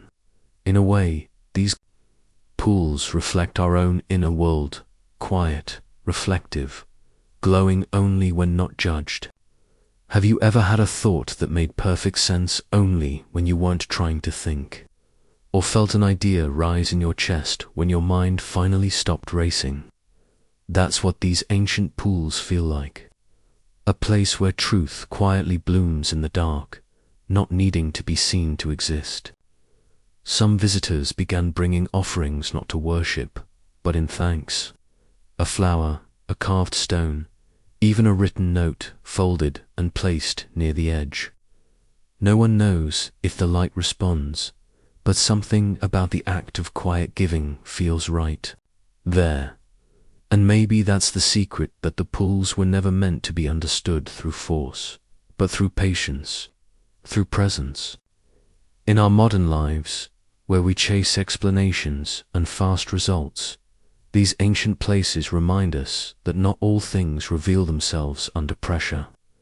Some truths glow only in our absence, asking us to trust what we feel, even if we can't yet see. So the next time you feel something just beyond your reach, something meaningful hiding in the quiet, know you're not alone. Others have stood in silence too, waiting for the soft light to return. Let us know in the comments if you've ever been in a place that made you feel this way. And if this story helped calm your mind or open a quiet door in your thoughts, please like and subscribe. We'll be here with more gentle puzzles from the past, waiting patiently in the quiet for light that comes when the eyes close. Unaging guardian mask. The moment you see it, you know it shouldn't still be Hera, ceremonial mask forged from bronze and silver. Its surface untouched by rust or tarnish, gleaming as though newly polished despite being buried for 3,000 years beneath shifting sands. It sits on a marble plinth in a quiet museum wing behind a thin pane of glass. And yet, when you press your palm against the cool barrier, you feel a faint hum and echo of time that seems to pulse beneath the metal. In our world, metals age and crack, develop a patina, succumb to moisture and salt and air. But this mask, with its hollow eyes and serene expression, looks as if it was crafted yesterday and laid gently to rest last night. If you've ever found an old photograph in perfect condition or rescued a letter that refused to fade, you know that shock of holding a past untouched by decay. Please share in the comments where you've experienced something that outlived time's usual reach and where you felt that quiet awe when history refused to weather. Your memories help us weave a gentle community of shared wonder. And if these ancient puzzles soothe your spirit, please like this video and subscribe before we uncover more of the world's silent marvels. Archaeologists first unearthed the guardian mask in a sunken temple complex, alongside pottery shards and crumbling reliefs that told stories of kings and priests. Every artifact around it bore the marks of age, corrosion, rust, crumbling edges for this mask, which looked as though it had been dipped in oil last week. Conservators removed it carefully, expecting to treat it with chemicals and waxes to preserve it. Yet after repeated analyses, they found no modern residue, no coating of lanolin or resin. The mask's own alloy composition, with a surprisingly high silver content, seemed to inhibit oxidation in a way unknown to metallurgy. Some tests showed microscopic crystalline structures in the metal that should have dissolved centuries ago, but remained solid. It left scientists scratching their heads. How could nature's relentless processes have skipped over this one object? On a personal level, we all know about keeping ourselves intact amidst the passage of years. We moisturize, exercise, seek remedies and rituals that promise to slow decline. Yet no matter what we do, time leaves its mark. Our hair may silver purposefully, our skin may smooth out, but we cannot erase every line or hold every moment in place. And still, when we witness something like the unaging guardian mask, we glimpse elsewhere, a place where time's normal rules bend, where preservation feels less like human effort and more like nature's secret subscription.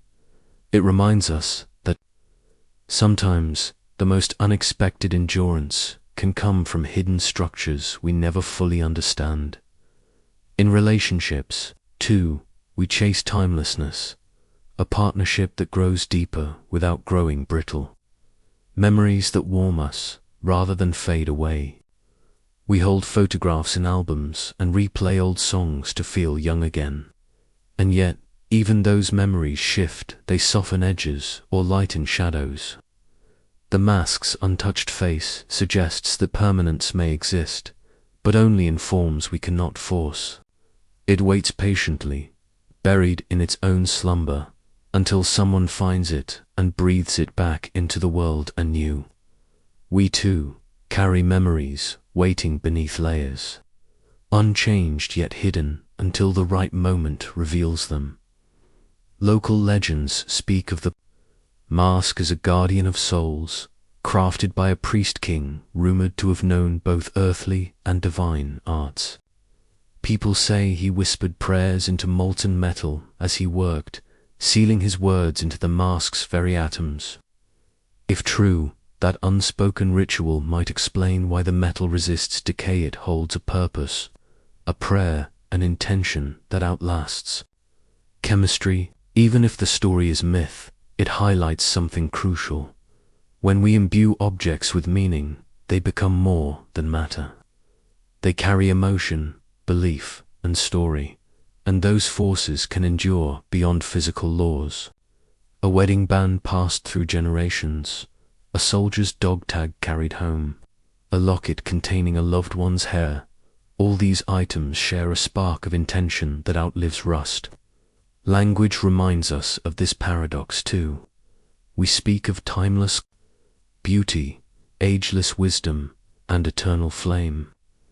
These phrases capture our longing for what endures beyond the moment.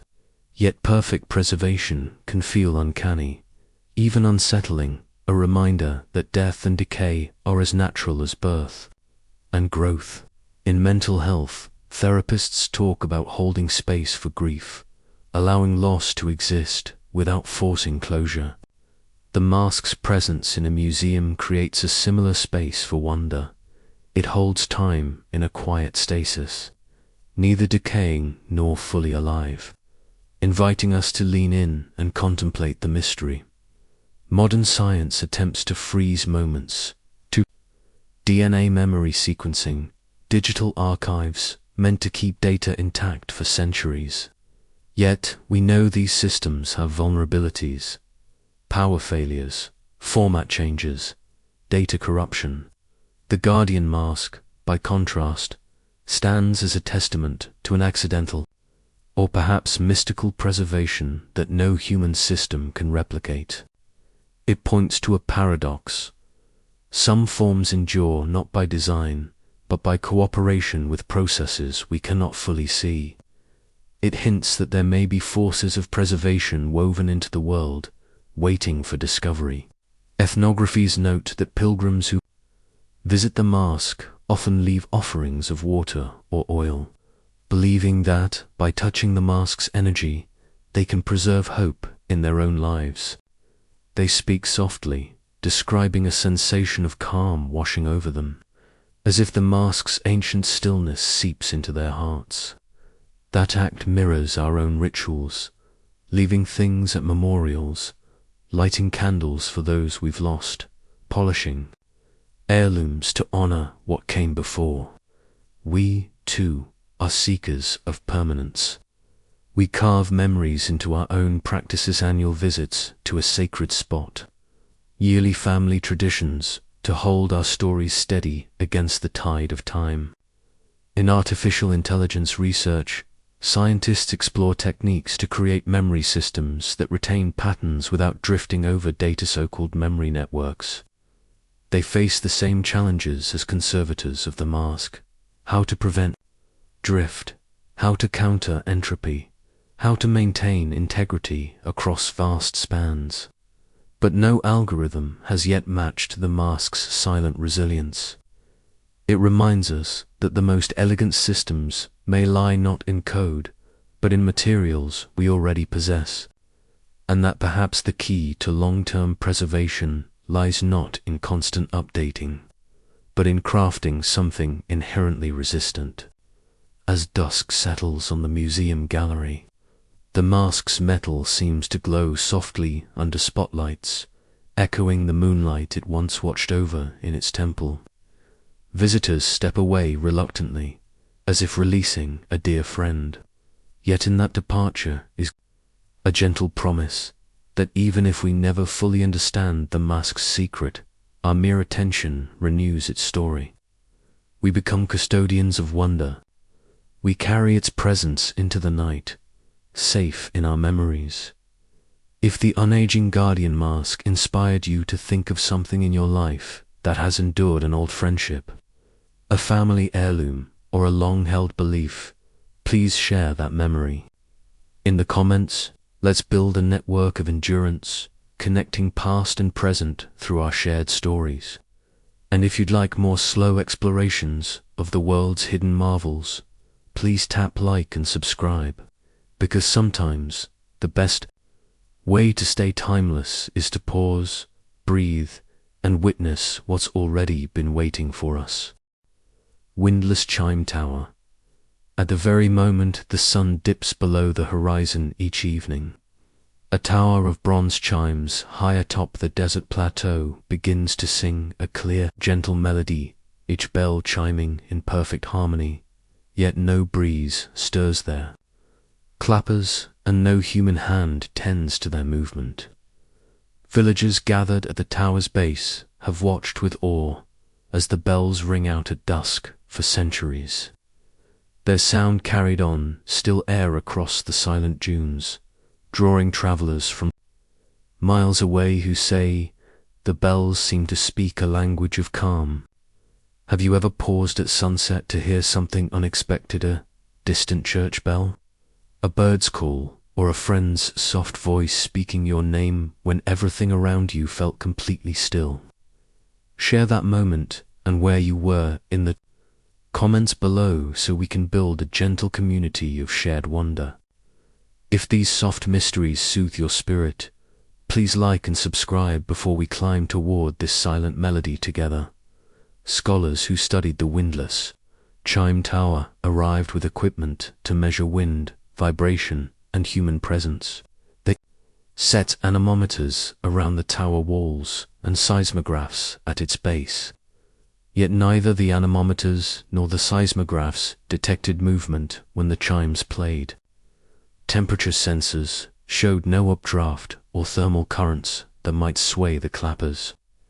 Cameras recorded only static frames, metal bars hanging motionless until their perfect notes rang out. No motor, no magnet, no hidden mechanism appeared on scans. The chimes themselves are carved from a rare bronze alloy, believed to have been mixed with trace elements from meteorite fragments, giving them a purity of tone unmatched by modern percussion. Their surfaces are worn smooth by centuries of sun and sand, yet they never rust or lose clarity. When they ring, each note seems to resonate with the listener's own heartbeat, slowing anxious thoughts and inviting a moment of shared stillness across the crowd. That phenomenon strikes close to home.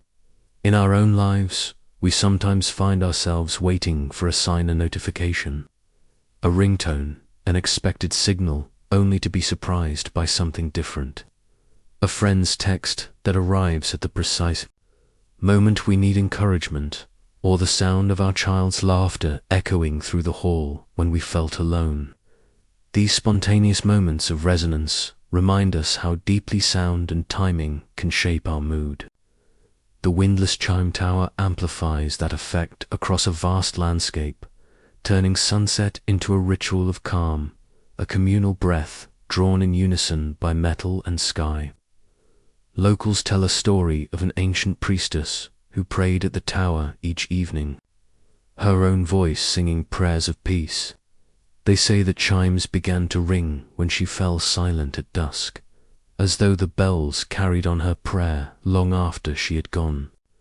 The villagers still leave offerings of water and flowers on the stone steps below, believing that the chimes honor quiet devotion rather than display.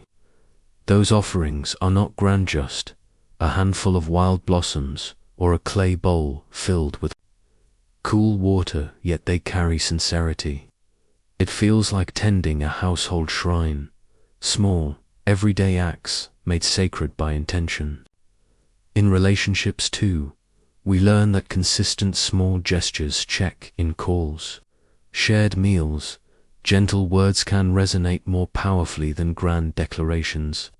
The tower's bells ring for small devotion, not for spectacle. In language, we often use ringing as a metaphor for clarity. Ring true, ring hollow, ring in change. The windless chime tower takes those figures literally. The sound rings true because it cannot lie.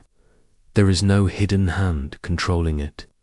It is a ringing of the earth itself, a reminder that sometimes truth emerges not through force, but through alignment of natural forces we barely understand. And that alignment can guide us toward honesty in our own words, speaking softly, listening deeply, letting our intentions resonate before we expect a reply. Modern engineers have tried to replicate the tower's magic in concert halls and meditation centers. They install electronic gongs that chime on timers, or air-driven installations that move in subtle currents. But none capture the pure, unmechanized clarity of the windless chime tower.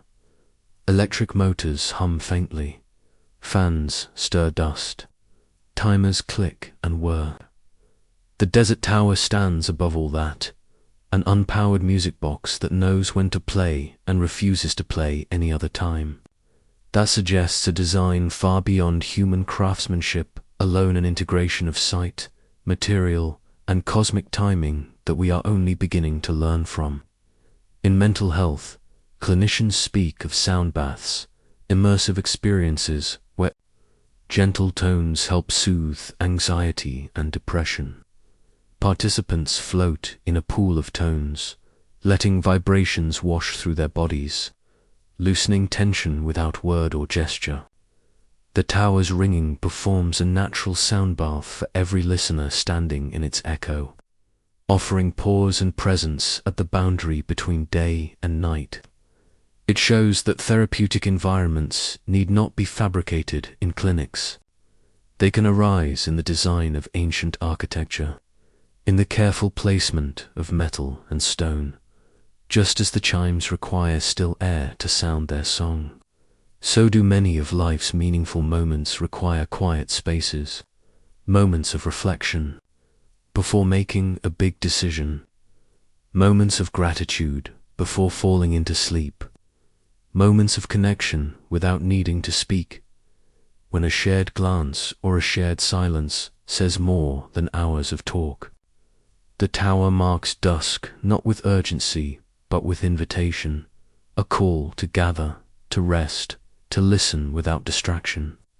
It honors the thresholds we cross every day, the line between work and home, between wakefulness and dreams, between one breath and the next. Stand shows that such transitions deserve ritual.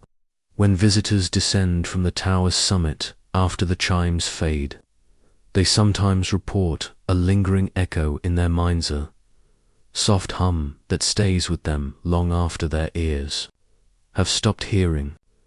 It's as if the tower's melody lodges in memory, guiding them back to stillness whenever life grows too loud. That echo suggests that the world's calmest places can become seeds of calm within us, ready to sprout when we need them most. Perhaps that is the true gift of the windless chime tower, not the notes themselves, but the spaces between the notes that allow us to find our own quiet resonance. So if you've ever heard a sound that felt like it knew you, or found a moment of peace in a place you never imagined, please share it below. Tell us where you were and how it changed you. Your stories will carry on the tower's melody in new places and times. And if you'd like more gentle adventures through the world's hidden wonders, please like this video and subscribe, because soft sounds, like shared silence, have a power we carry with us long after the bells have fallen. Silent,